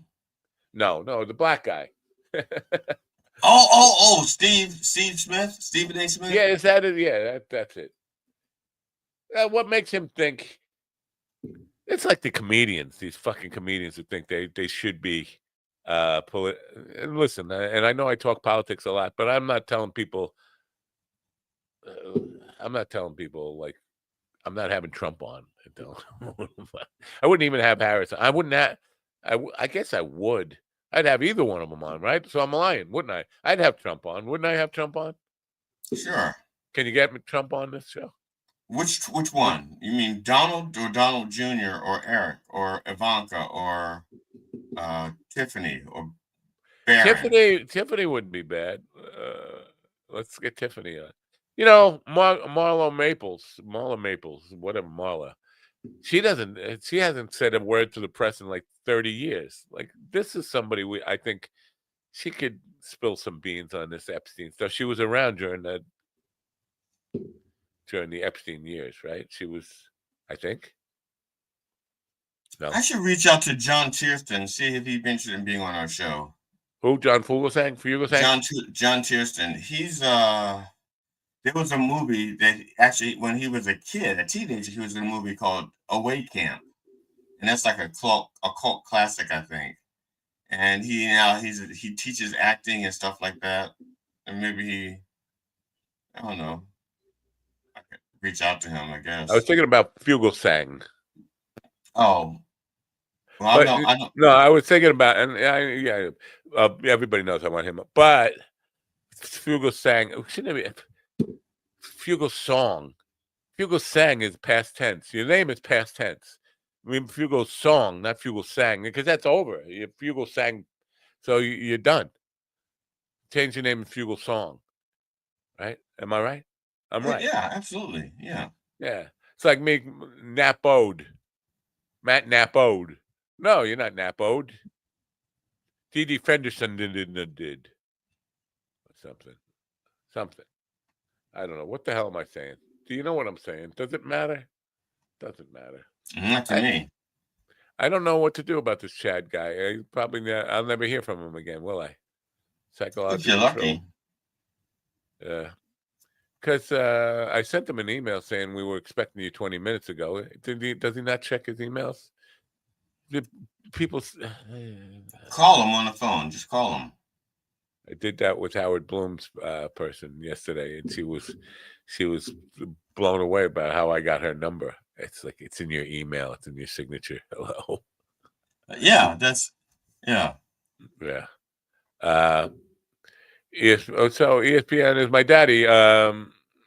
Why? Why is that your daddy? Because it sticks around. ESPN. Like, what do they have? That's a strange name to have. ESPN is my daddy. Right. That is a strange name to have. Yeah. Oh, yeah, near-death experiences. That's what we're talking about. That's what the thing with Gary Simmons was talking about. Yes. Thank you, Sunshine. Thank you for reminding me of something I was talking about 15 minutes ago that I forgot I was talking about. So because I'm on this thing now. I don't know if you remember I was talking about Mo Gaudat and the conversation I had with him about AI. And you said we were talking about how AlphaGo was playing against itself, and you was like, why? And I was rewatching because I was still cutting up some more reels. And if I would have let that reel go a little further, I said to him, because he was talking about that's proof of intelligence, that this thing played itself for 6 weeks straight. The AlphaGo AI against AI was playing itself. And I said to him, and this was good that he laughed at it. I said, now you're saying that's proof of intelligence. If I played a game against myself for 6 weeks straight, you would say there's no, this guy got absolutely no intelligence. If I did that, you'd be saying that's proof of no intelligence. But because a machine did it, you're saying that's proof of intelligence. The idea that you told it to play a game against itself for 6 weeks and it said, okay, that's proof of willingness, not intelligence. And he laughed. I didn't say willingness, but he laughed. I know. Oh. Hey, Matt, I apologize. I had an issue last night, and I ended up having to deal with it till 4 a.m. I couldn't hear my alarm. All right, not a problem. It is a problem. Well, I it's can not a hear problem. my alarm, and I had shit to deal with.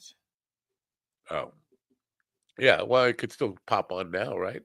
It's got enough energy to reply. Whatever. I don't want to.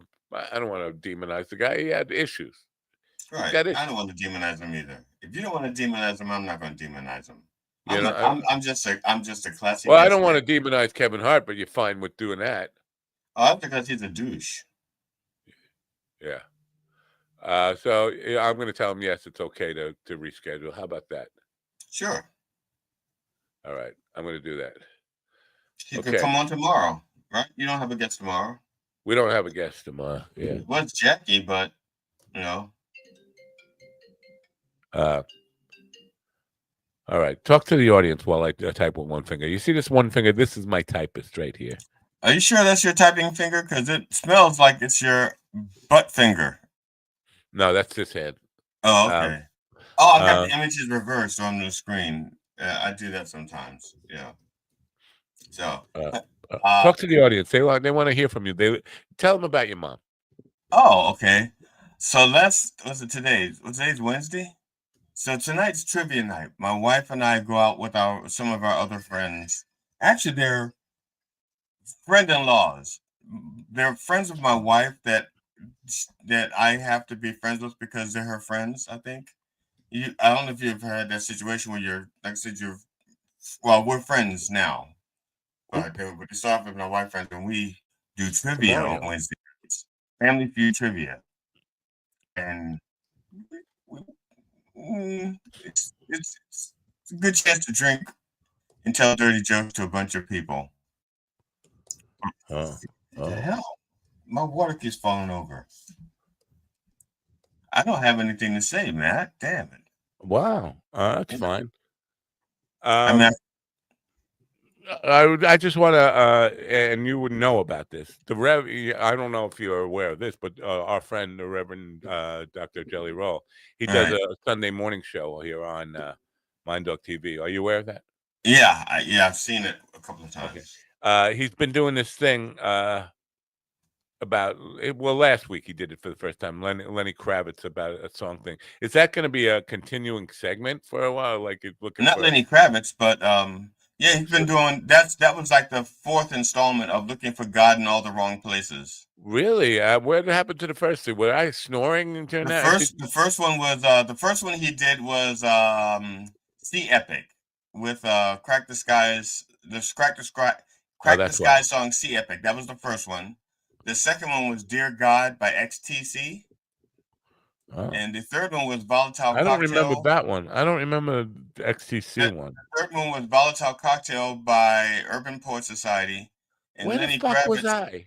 And Lenny Kravitz, Are You Going to Go My Way was the fourth one. And the fifth one is a song called Sweet Forgiveness. The one he's doing next week is a song called Sweet Forgiveness by a guy named Matt Napo. Wow, that's going to suck. But I don't remember XTC. I don't remember. What the fuck? I'm there. So you really don't remember? No. Oh, okay. Yeah. So to answer your question, it's a regular thing. Why were you like for it or against it?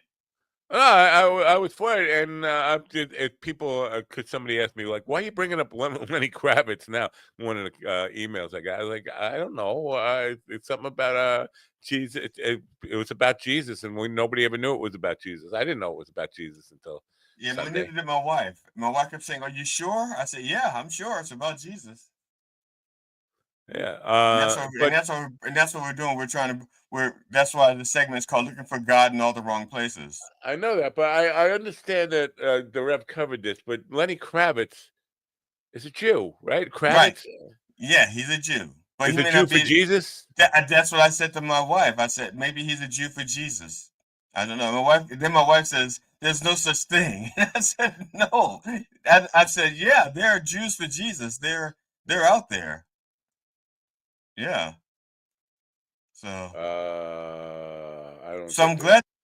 I'm glad. I'll tell the Reverend that you've been paying attention. I don't know. To a segment that's about 20 to 30 minutes long, and this is and he's done 4 of them. So that's 2 hours of material. I Well, don't 90 know. minutes. 90 minutes of material that you just went, what the fuck? Not only do I watch it on Sunday morning and sitting there, but then I kind of skim through it again to see where would be some good clips to pull out of this stuff. I don't know. I must maybe it's time for me to just have the dirt thrown on me. Just lay down in the hole like this. Throw the dirt. I guess. Well, whenever you zone out, you're there for the fuck yeahs.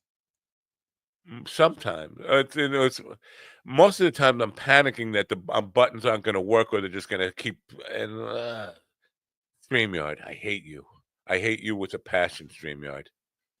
So yeah, we'll have no Chatto today. Maybe tomorrow. We don't know. I'm going to contact Jackie and say he can be on on Friday on the hour that after Thomas after Howard Moon. What is this Thomas So Wilson? 10:15.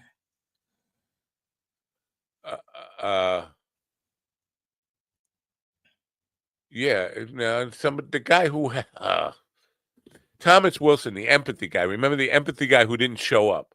Then he tried booking for tomorrow, or Friday, which is the 10th, and then he canceled that, and then he's moving it to the 17th. I'm like, dude, you're making too much work for me. People don't understand that when they fucking put themselves on my calendar, I have to do work now. I have to go I have to create buckets. I have to create stuff on StreamYard. I have to link it to different, and then you one cancellation or reschedule is enough. But you're gonna do it every fucking time, over and over again. Sorry, Thomas. I have no empathy for this. Have some empathy for me. Of all the work you're having me go through to help promote you, maybe take it easy on me. I got my Sunday mornings that I have to.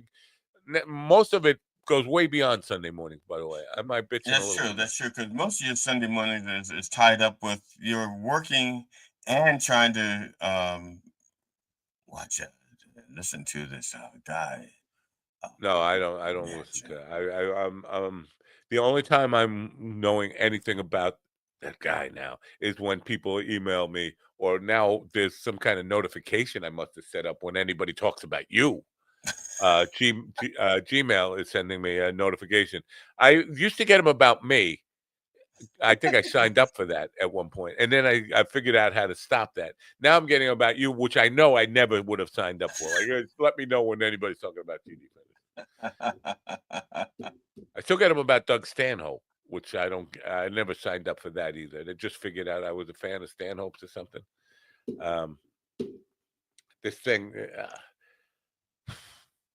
on the Pam Bondi picture I posted on Facebook saying that I'm not going to answer that is basically saying, yes, we have pictures of Trump with Epstein and the girl.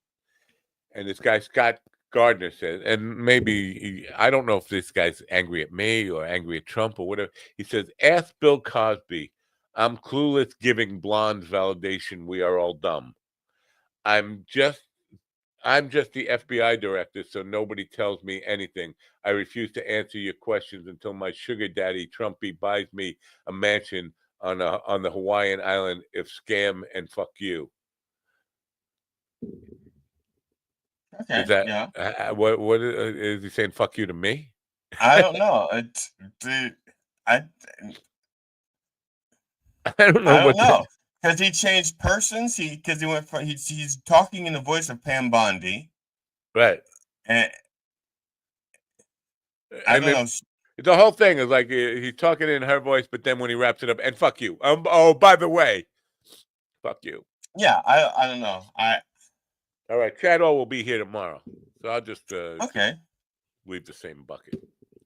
Yeah. I'll send him a new link. That's what I'll do. Look, the allergies are getting to me. So it's another show with nobody, and we're almost. Well, look at the bright side. Look at the bright side. We've made it through most of it. Yeah.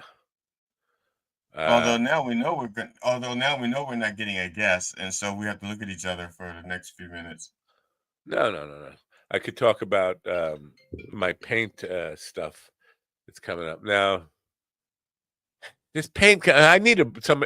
Book me for a paint party. I don't care, anywhere in the lower 48. I'll go. Even Hawaii. I'll go to Hawaii for a paint party. It's gonna cost you a little bit. they never tell you what the painting is when they book you for it. Like, oh, you're open for this date, 55 people. Yeah, sure. And then they spring on like 2 days before the party. Oh, it's a portrait, a portrait of everybody does a self portrait. Wait a minute, this is not what I said. So now I'm going to have to teach them how to draw a face, their own face in a mirror. I mean, this is not a 2 hour thing anymore, but I'm only getting paid for 2 hours. I wouldn't even do that. I would say this is interpretive face. So what we do is, I want you to draw a picture of what you think people see in your face.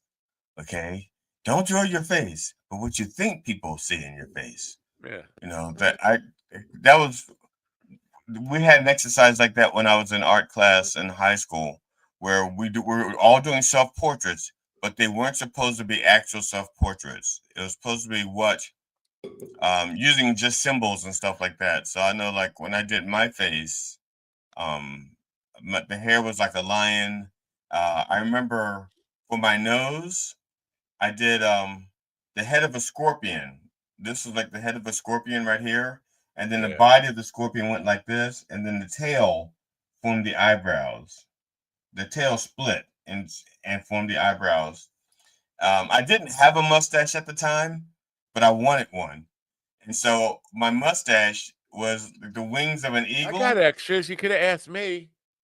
and then the head of the eagle morphed into the head of the scorpion. So the head of the scorpion and the head of the eagle were like they were morphing into each other. Wow. And so I didn't have a mustache or a goatee, but this was like the eagle's wings, and then the eagle's tails was my goatee. Because I couldn't grow facial hair. I was like 16 at that point. I couldn't grow facial hair until I was like 24. I started when I was like 8. Seriously, I mean, there's pictures of me, I think 12 years old, with a little bit of a Don Juan mustache. I don't know, debonair. So they hooked me up for a paint party this Mhm. Friday, and 55 people. I'm like, wow, that's a lot of people to set up for. 55 people. Now I'm gonna need a PA system. And how do I handle this? Because I've never done portraits for 55 self portraits for 55 people. What he's springing this on me? He said, if you notice, your name is all in lowercase. That means you're assisting. I was like, nobody ever fucking explained the protocol here about this. So I'm assisting on this. So I'm just there like helping people get more paint and their brushes and who needs more paper towel? That's my job on this thing. So it's 3:30 in the afternoon. I'm like, who the fuck throws a paint party on a Thursday afternoon from 3:30 to 5:30, like for 55 people? Like, what is this? Work related. Maybe it's an office thing. Well, that could be. It could be like a team building type of thing. But it's in Glen Cove, which is not exactly Right. a city. That is the county seat for team building. Yeah. Uh, look in At the least every mirror. time I've gone to Glen Cove, it's been for team building. Yeah, that's what when you're doing a self portrait. Yeah, not just for 2 hours. Listen, to do a self portrait, really, to do any portrait, you can't do it in 2 hours. I don't care if you're fucking Leonardo da Vinci. You can't do a painting of a portrait and do it well in 2 hours. This is not happening. No. That's why I said you do it simple. You don't go for the accuracy. You go for what you think people see. Yeah. I just don't want to. I got to give them a list of things I won't do. Glass, painting on glass is not my thing. I just don't want to do it. Pets and faces, animals, I have a difficult time. You ever see my doofy deer? I tried. I saw the rabbit or was that a deer? No, yeah, no, that was supposed to be a rabbit. Whoa, I'll fix that. This is supposed to be a deer. Like, Oh, that's so. that sucks. What do you mean? You know what it looks like? A paint by number set that you'd give to a kid. Wow, that's a good compliment. That it actually showed. But no, I can't do animals. I'm a raw beginner. Is that right? On it. I'm very adamant about the fact I'm not an art teacher. I wasn't even an art student. I'm a guy who learned from watching Bob Ross and PBS painters and stuff like that. So I specialize in landscapes. Animals, I'm just starting to learn how to do animals. Portraits, I've done one or two. I did one of Liz Taylor long ago, but it sucked. But that. I don't do portraits, so I got to give them this whole list of. Don't book me for these things. Just I used to do portraits, but I could only do portraits of people who wore glasses. And it's because glasses gave me a focus. And I would start with the glasses, and then everything else was relative to the glasses. The eyes, the nose, the mouth, the insignificant clothing supported the testimony, testimony. He said, "You're doing fine, you know. You got an okay mind, you know. And I would hate to see you throw it away." I'm sorry, Crack the Sky. Oh, I'm sorry. I didn't know that. Yeah, I thought you knew Crack the Sky songs. Damn it. I have CDs. It's the first song. Okay. On this one that you hear, it's the first song. Hold on. That's the first song. All right, but I haven't listened to them. I got the CD players out of the attic, but I still haven't listened to them. And by the way, now I'm never going up to the attic again because I'm afraid that there's a nest of giant wasps up there. So it's got me paranoid. Now yeah, She's the Dancer is the fourth song on this, and this is the one when they said we want you to write a hit. That's the one that sounds like a Beatles song to me. I know that one. I've listened She's to a that. Dancer? Yeah. Sounds like a Beatles song. Really? You don't think so? No. I'm glad you got ass raped in prison. Get the fuck off my show. I'm sorry. That's just my stock answer when people don't know. Well, which Beatles song? Maybe I can. No, it doesn't sound like it's a copy of a Beatles song. It sounds heavily Beatle influenced, the harmonies and all that stuff. I'm not saying it sounds like a Beatles song. It sounds like it was influenced by the Beatles style. That's a better way of saying it. I like the whole. Like I said, I'm just a Crack the Sky fan. I just love Crack the Sky. You like the whole. I like them. I love Crack the Sky, plain and simple.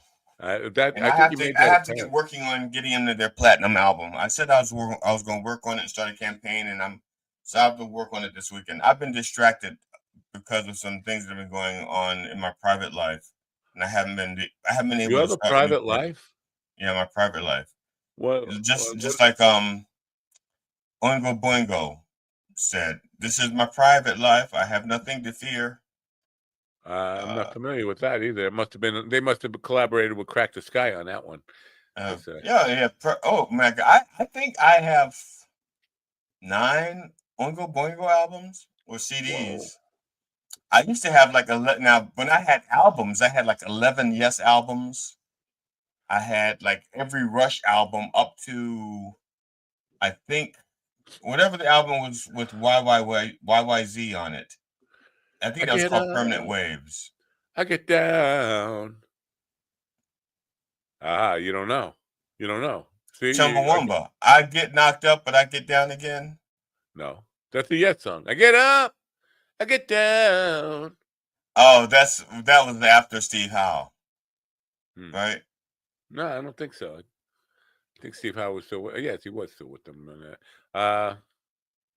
And yours is no disgrace. I think that's in the song "Yours Is No Disgrace," which Steve Howe has been writing.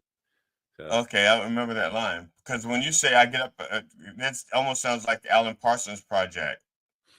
Yeah, no, that's Alan Parsons Project. Yeah, no, but just you. I get up, I can't go down. Yeah. No, that's Steve Miller Band. Yeah, Steve Miller Band, right. Abracadabra. Right, abracadabra. I want to reach out and grab you. Yeah. That's a bad rhyme. Well, what could you rhyme with abracadabra? Well, this is how I think this is how you can tell when a band wrote the music first or the lyrics first. If you wrote the lyrics first, you're going to have better rhyming stuff. But if you have the music first, then you just say, okay, what words can we fit in here? you know, All right. or they'll just have like, I got this music. I call it abracadabra. You know, I mean, at least with the Allman Brothers when they did Jessica, they didn't say let's find some lyrics for this. They said no, we know this is an instrumental. We're just calling it Jessica. This is Jessica. Neil, this is Neil the Neil Peart replacement right here. Okay. So you could tell that she's a good drummer by the way she's holding her sticks. Right? Okay. All right. Annika Niles says it's truly an honor, and she spells it with a U, which she's English, right? Yeah, that's how I spell. That's how I spell humorous with a U, and color with the U, and honor. Yeah. I spelled that with the U as well. Yeah. Yeah. Yeah. It's gotta be weird. The tour. I can stop sharing this. It's gotta be weird to kind of see, because generally when people go out replacing heroes, the fans don't they're not necessarily forgiving, kind, or accepting. You got to prove it to them, and they're gonna probably have to make her do a drum solo to prove it. Like, you know. Yeah, but Neil Peart did drum solos too, so it wouldn't be hard to, it's not like they're reinventing the wheel or anything. No, I mean, but just from the crowd perspective, you got to go out there with the idea that they're not going to accept you at first. You have to. I think her job is a little bit easier than the guy that took over for Freddie Mercury, because Freddie Mercury was the front man, and it was that guy named Adam Sandler. Was it Adam something? Yeah, Adam something. Yeah, Adam Sandler. Whoever took over Freddie Mercury. Yeah, you're the front man. Okay, that's different. The dude with Journey too. The dude with Journey. Not only taking same thing. Journey. Yeah, and that guy had it because he was like a little Asian guy. He had a little prejudice working against him too, right? On that, or like what's his name? Sammy Sosa, Hagar? whatever. Yeah, Hagar? the one who replaced David Lee Roth. Yeah, Sammy Sosa. But he was already a star. That's a whole different. But he sucked then too. Yeah, I always thought he sucked. So, well, have you ever driven 55? 55-year-olds, but I was. So you can't drive 55. So you should have liked Sammy Hagar then, because. No, I can drive 55. There were only 2 Sammy Hagar songs, and I know he'd been around like Montrose or whatever. He'd been around a while. So you know 2 of his songs. I know one. I can't drive 55. That's it. And he had another one, a 3-lock box. 3-lock box. Don't know that. It was like I said, he sucked. Okay. To me, he sucked. There was no point in him. I don't even know why the fuck he. Good singer. He's a good singer. Come on. I don't even like his voice. I don't like anything about him. I hear he has nice hair. I don't know. It's Ken Tamplin's cousin, which Ken Tamplin points out. That's right. The legendary Ken Tamplin is the vocal coach who everybody hates for. The proof is in the singing, and then he mimes stuff, and they hate him for that. Remember, I was on that thing for a while where people would just. Oh yeah. So are you getting him on the show as a guest? No, he would never talk to me. Yeah, because I'm one of the guys who hate him too. But I hated him long before it was popular to hate him, and not because of the reason that people hate him. Just because he's one of these. First of all, he's my age, right? And he's got tits. He wears these fucking polyester shirts, and he's got a belly, and he's growing tits. He's got long hair. You're an old man. Get a fucking haircut. You're 60 years old now. You don't have to pretend it's 1975 with the long hair. And get a bra. Get a man bra. A bro. And then he's this phony ass Christian. He's not Christian at all. He's a fucking phony. So fuck him. So no, he'll never be on the show. He never liked me in the first place. I never liked him. We don't get along. We're not friends. We'll never be friends. So I guess in other words, you want me to ask him because no. No. Good, because no, I want to. That's funny. Because Sunset says, "Do you have an awning to protect your awning?" I think she's yawning when you talk about your awning. Oh, okay. Because my wife and I just spent $6,000 on an awning. See, you could have just given me that $6,000 and I would have spent it on weed. Well, here's the funny thing. I told my wife we're gonna have to wait till the summer to see if it works because right now it's winter and the sun is just too low in the sky, and the awning doesn't protect us at all. Because in the daytime, the awning's on the back of the house facing that way. The daytime, the sun is over here, so our deck is in the shade anyway. Wait, the But sun is because over it's there? Oh. yeah now, but when the afternoon comes, the sun is over here, but it's so low in the sky that it's under the awning. And so we put the awning out and it doesn't do any damn good. And so my wife said, we just spent $6,000 for something we can't use. I said, well, maybe in the summer, because the sun is higher up in the sky, and maybe when it's over the house in the summer, we can use the awning. So we have to wait like till March to find out if our $6,000 investment is going to be worth something. Wow. That's going to be worth something. You could take my word for it. How about that? Sure. I want to play because I was talking about Mo Gaudat and I forgot. I got distracted. Mo Gaudat. This was from 6 years ago. Mo, who was the former technology AI guy from Google and working on that stuff. I asked him because the name of his book was Scary Smart, and I said, "Is AI something we need to be afraid of?" And I was expecting he would be like, well, not necessarily afraid of, we have to be wary of what it could do. But his answer, I want to play his answer for, because it made me laugh because it surprised me. It took me all, and a little bit horrifying. Here we go. See if I can answer. Book is Scary Smart. Do we need to be afraid of this?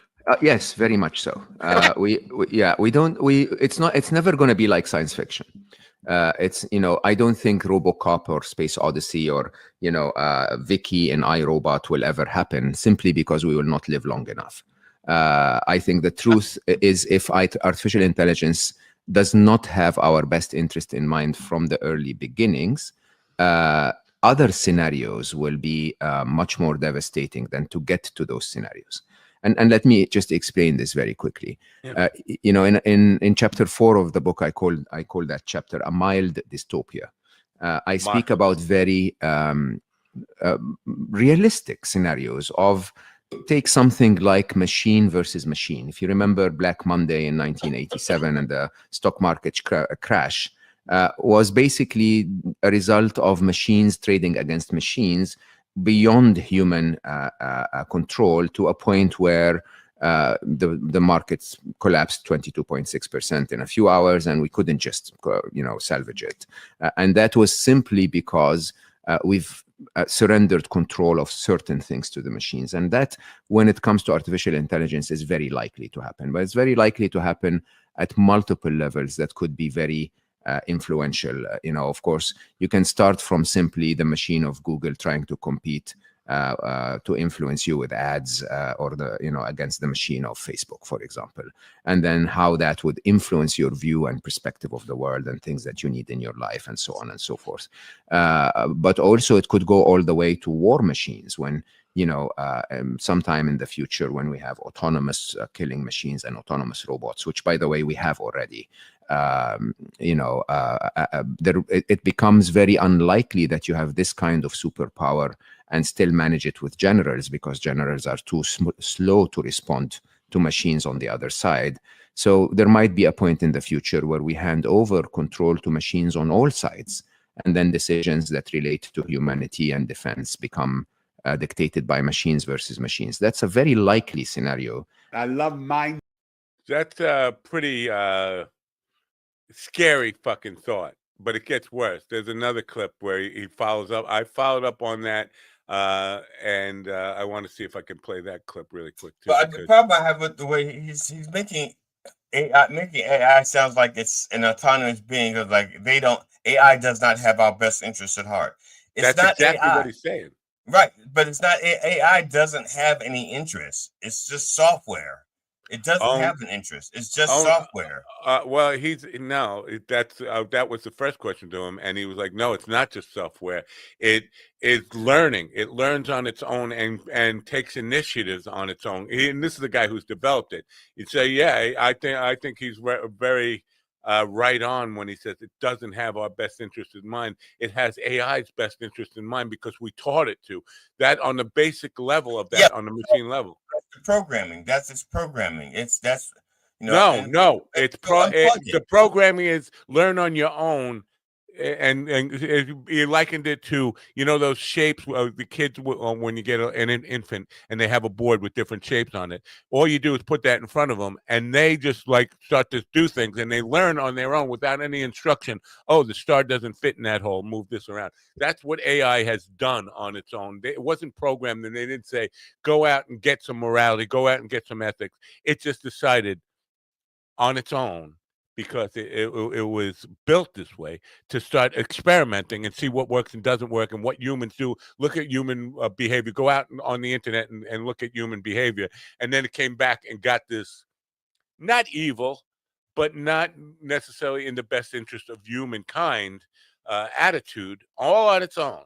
And this is the guy who helped build it. So I take his word when he says that. But it gets worse. I was watching an interview with a guy who also helped build it. He built it for not Google. Who was he? Damn it. I had Stephen Schwartz on the day before who said the opposite, and Stephen Schwartz had 35 years in the academics of building this stuff too, and they were arguing. But here's just that smart that they can figure out that if we just behave in a certain way, dumb humans will eventually give us the control over everything. But it doesn't sound like that. Am I far off base here, or am I? I think we're stuck in a prisoner's dilemma where we're eventually going to end up in that place anyway. There's absolutely no scenario plausible where you're not going to do that. I mean, think about it. If the Russian nuclear arsenal is controlled by a machine that can respond to actions within a microsecond, do you expect the president to be consulted so that he takes 20 minutes to zip his zipper and then go out and listen to a briefing and then make a decision? Absolutely if it's machine, not. Yeah, absolutely not. It's the prisoner's dilemma that we're going to suffer from, which actually is what dictates what I call the three inevitables. The three inevitables are that AI will happen, it already happened, and it's going to continue to progress, that AI will become smarter than humanity, and that some issues will happen on the way. All those three inevitables are not the result of technology only. They are the result of us being stuck in a prisoner's dilemma where our individual interests are overriding the interests of humanity at large. If we were interested in the benefit of humanity at large, we would simply say, let's halt the development of AI until we figure those things out. I love and I think that's a absolutely spot on point. If we really cared about the future, we'd say slow down. I know people are hungry for things that are automated and all this kind of stuff, but let's look at all the ramifications, and that's what he's basically saying. We need to slow down, but we also need to have the honest discussion, not the two discussions. The people who are creating AI are having two different discussions with the masses. They're saying at one point they're saying to the masses, everything is going to be okay. You're going to have more time in your hands. You're going to have more of this and more of that, and AI is going to be great for you. And then amongst themselves, they're saying AI is going to free us up so that we don't have to deal with all these people doing all these jobs. And so we're going to save so much money. And so they're having one conversation with us saying AI is good. You're going to have more free time. You're going to learn to cook, and you can learn to do this because of AI. And then they go with each other and say, they get with each other and goes, we're going to make so much fucking money, and we're going to not need people to do most of these jobs. So we need to have one discussion and not two. That's what he's talking about when he's talking about the people who run AI and the AI industry. They don't care about society or human survival. What they care about is capitalism. They care about making more money, and so that's what he's saying. The best interests are selfish. The interests are selfish. They're not in the best interest of society, humanity. They're in the interest of individuals. Elon Musk, Mark Zuckerberg, Mark Anderson. We need that moment where people might remember this. There was a moment during the Romney-Obama campaign when Romney was saying one thing to the people and saying something else to his donors. then there was a video leaked out to the way he talked to his donors, and people were like, "Fuck," and it sank him. We need that. We need that audio of the way those people talk to each other. Saying how we're really going to fuck the world over. We're going to be so rich, and people are going to be so disappointed that AI is not doing for them what we're telling them it's going to do for them. That's what we need. We need that moment with that leak, that conversation that they have with each other. We need that leak to the public so that they realize, holy shit, AI is fucking us over. Well, not AI, but those rich bastards are using AI to fuck us over. Well, his contention is that,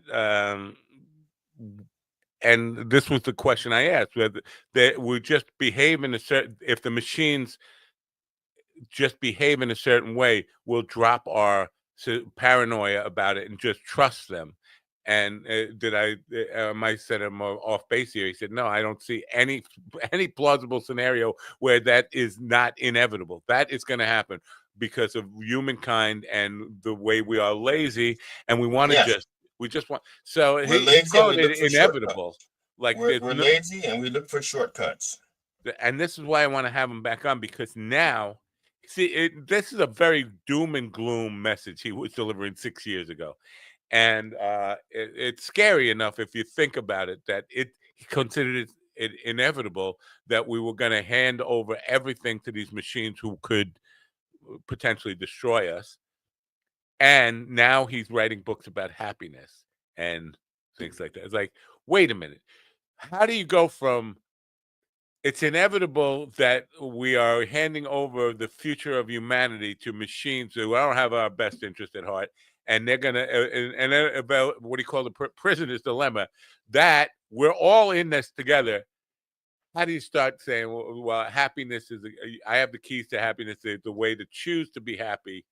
Choose to be happy knowing that you just told me we're inevitably going to fucking destroy ourselves, or we have already set in motion the destruction of ourselves, and we're just playing it out now, sitting there watching. That's what I want to have him back on the show to say. How do you reconcile these two? The happiness and the, oh my God, the world is coming to an end because we fucked up. But be happy. Be happy. Don't worry. I fucked up. I think I held my cat in such a way that she now wants to be held again because she's back. She doesn't usually come back this much. She's right now. I mean, when I wake up in the morning, I turn the television on for her so she can watch free speech television. She should be watching Stephanie Miller right now. Who? Stephanie Miller. Don't know her. Yeah, she's progressive. MSNBC. Are you an You're an MSNBC guy, aren't you? No, this is on well, her radio show is on Sirius XM. Well, I think 127, but her program, the TV simulcast, is on free speech television. So you got Sirius XM. We got like a subscription in the house or in the car, where, because this is where you were listening to Rhonda the other night in Fugelsang's show, right? Right. I have it in the car. I mean, I can listen to it in the house, but I don't, because I have a portable XM radio that I would listen to in the house, but I have to fix it. I broke it, and I need to fix the antenna. People in the chat room, if you have a Sirius XM subscription, let me know. I'm just thinking you're a lone duck on this thing. Do you get your money's worth out of it? Do you spend enough time listening to Sirius XM? I listen to it when I'm in the car and when I'm on, like, especially like road trips and stuff. That's when I do it. Well, whenever I'm in my car, I listen to XM Sirius. I listen to Sirius XM whenever I'm in the car. Period. Wow.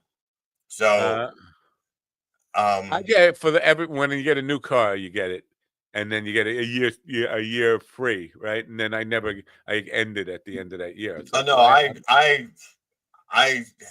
had my subscription since like 1990 something. Wow. And that's because I hated the idea of paying for radio.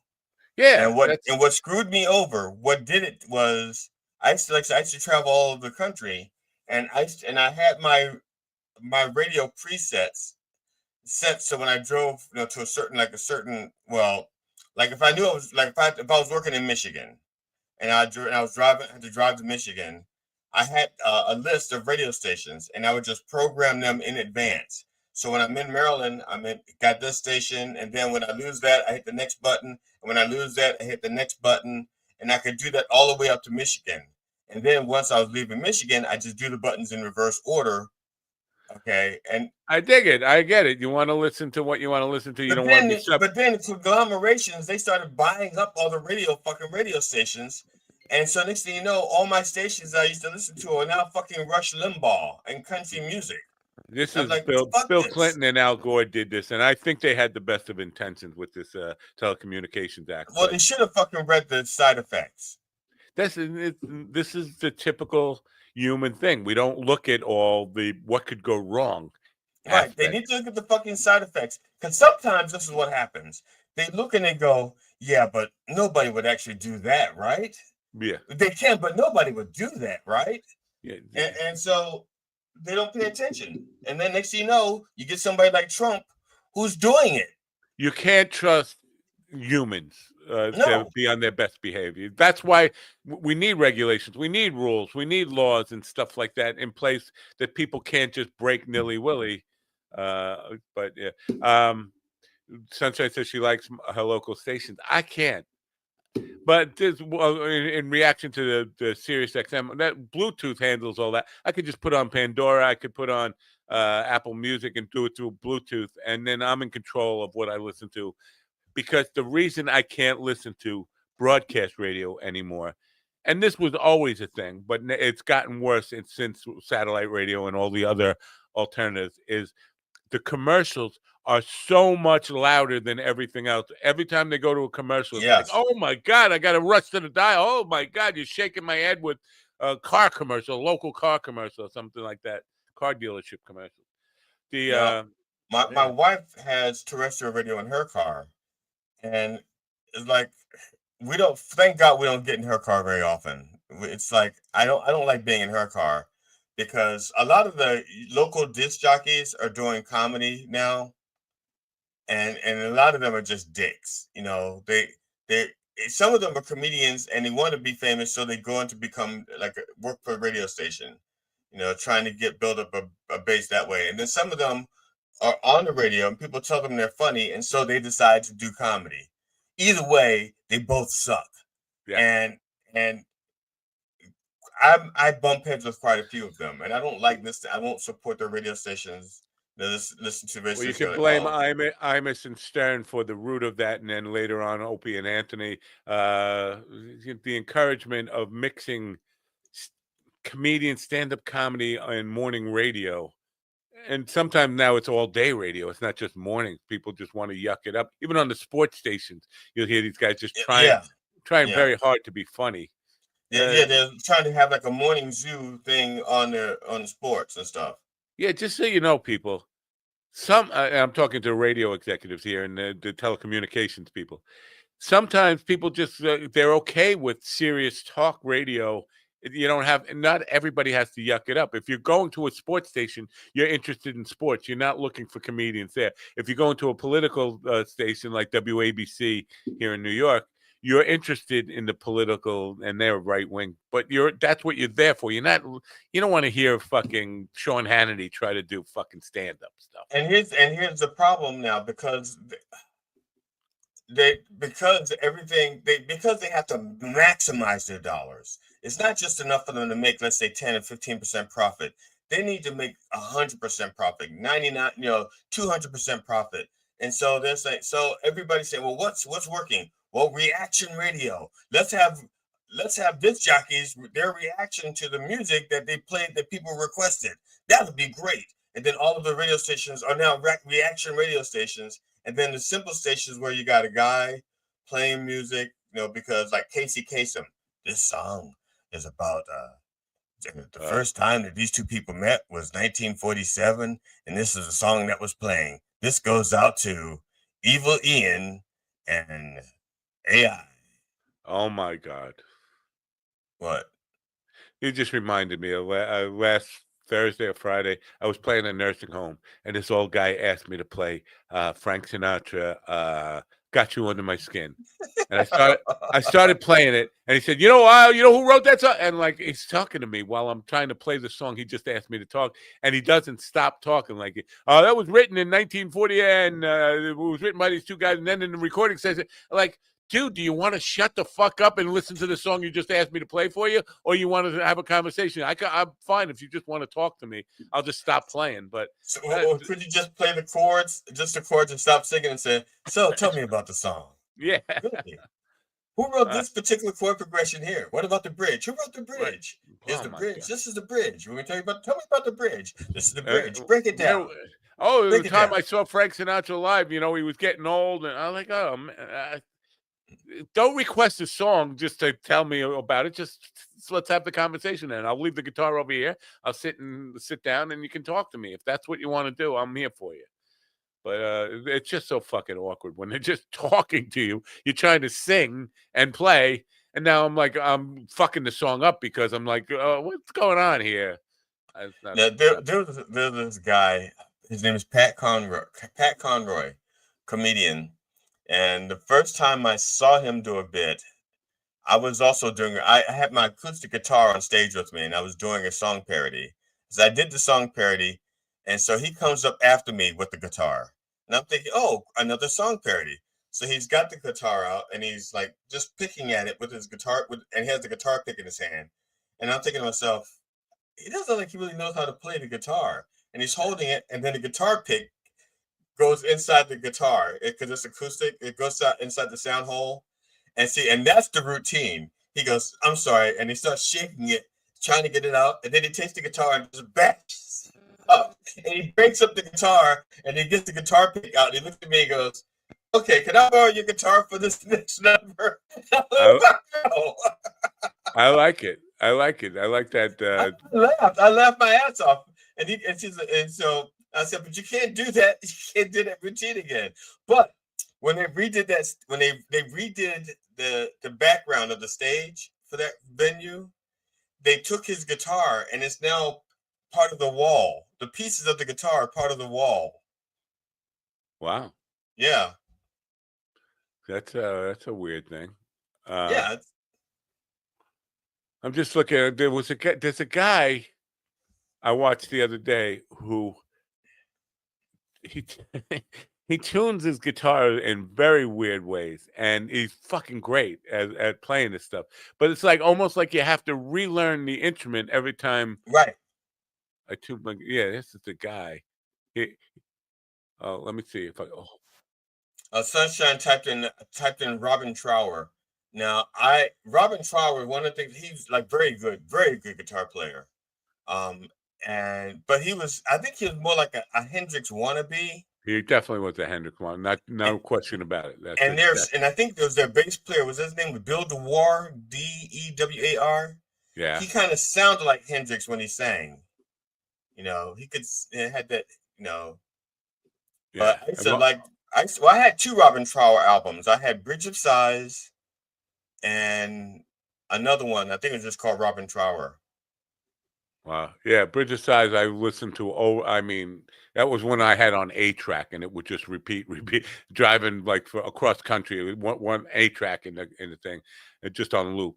This is the guy. He tunes his guitar in all sorts of ways. This one tuned my guitar A, B, C, D, E, F. Here you go.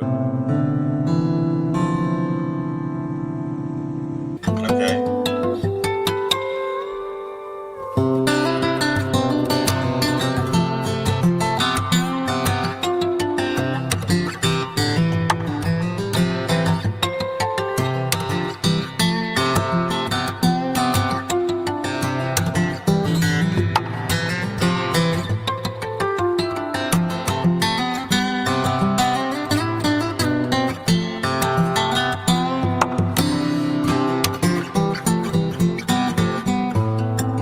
That's enough of that. Yeah. Now, if you're not a guitar player, to appreciate what he's doing there, he never plays with the same tuning twice.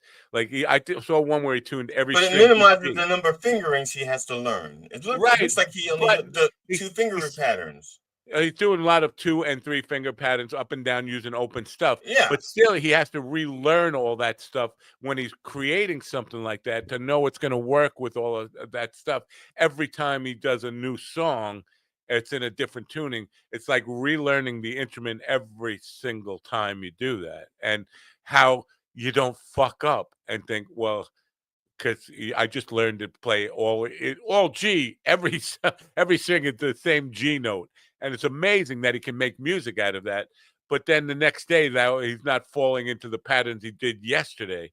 He's got a very clear mind, first of all. But just to be able, it's very, and the A, B, C, D, E, F is an insane tuning to try to make music with. I mean, if you're a guitar player, try it today.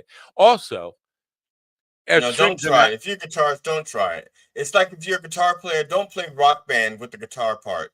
If you're going to play Rock Band, play another instrument. Don't play with the guitar. Your muscle memory will kick you in the ass. But also, this thing, the guitar is not made for that kind of this. It's the setup, the tension on the neck. So the strings that you buy are not going to be made for that. You got to buy a new set of strings almost every time you do these unique. Yeah, that's what I was thinking. I was thinking about where the tuning, not the tuning, but the tension on the string. But I guess he could, like, for example, to get the A, you could use the A string to get the A and the B, and maybe even the C, and then you get the D string for the D, E, and F. In other words, you're using two different types of strings. You're using an A string for the bottom 3 and the D string for the top 3. Yeah. You just tuning that way. The tension is not as drastic.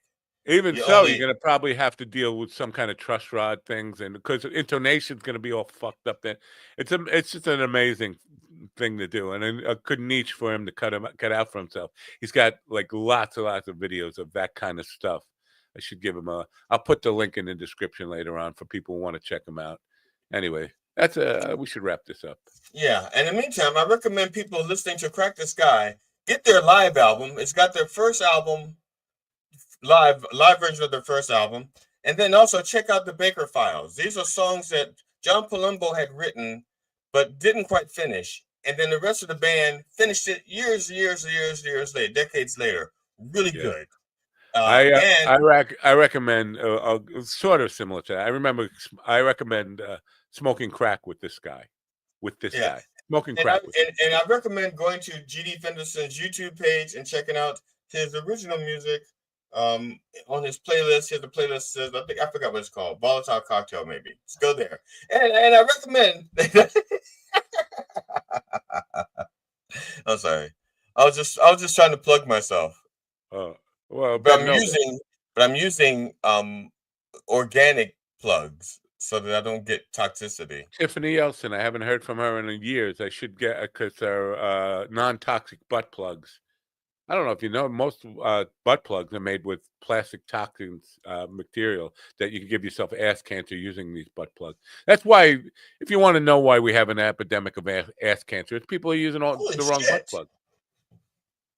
All right. I was wondering what I heard on the floor. Remember when I had my cat on the on my lap? Your butt plug fell out? No, it tore up my end. Ah. Yeah, All right. was. Yeah, all right, so another futile attempt at a show here today, folks. I'm glad you stopped. Chad O will be with us tomorrow. Howard Bloom and Jackie Martling on Friday now. So we got a couple. Yeah, just tune in tomorrow. And until then, don't forget to turn on your spouse. Yes, turn on your.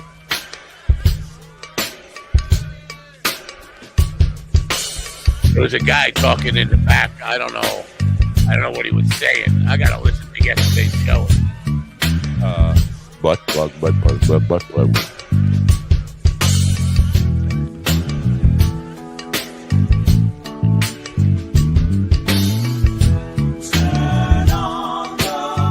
Mannequin pussy. It was mannequin pussy, wasn't it? That's what happened yesterday. Mannequin pussy. Mannequin pussy. Mannequin pussy.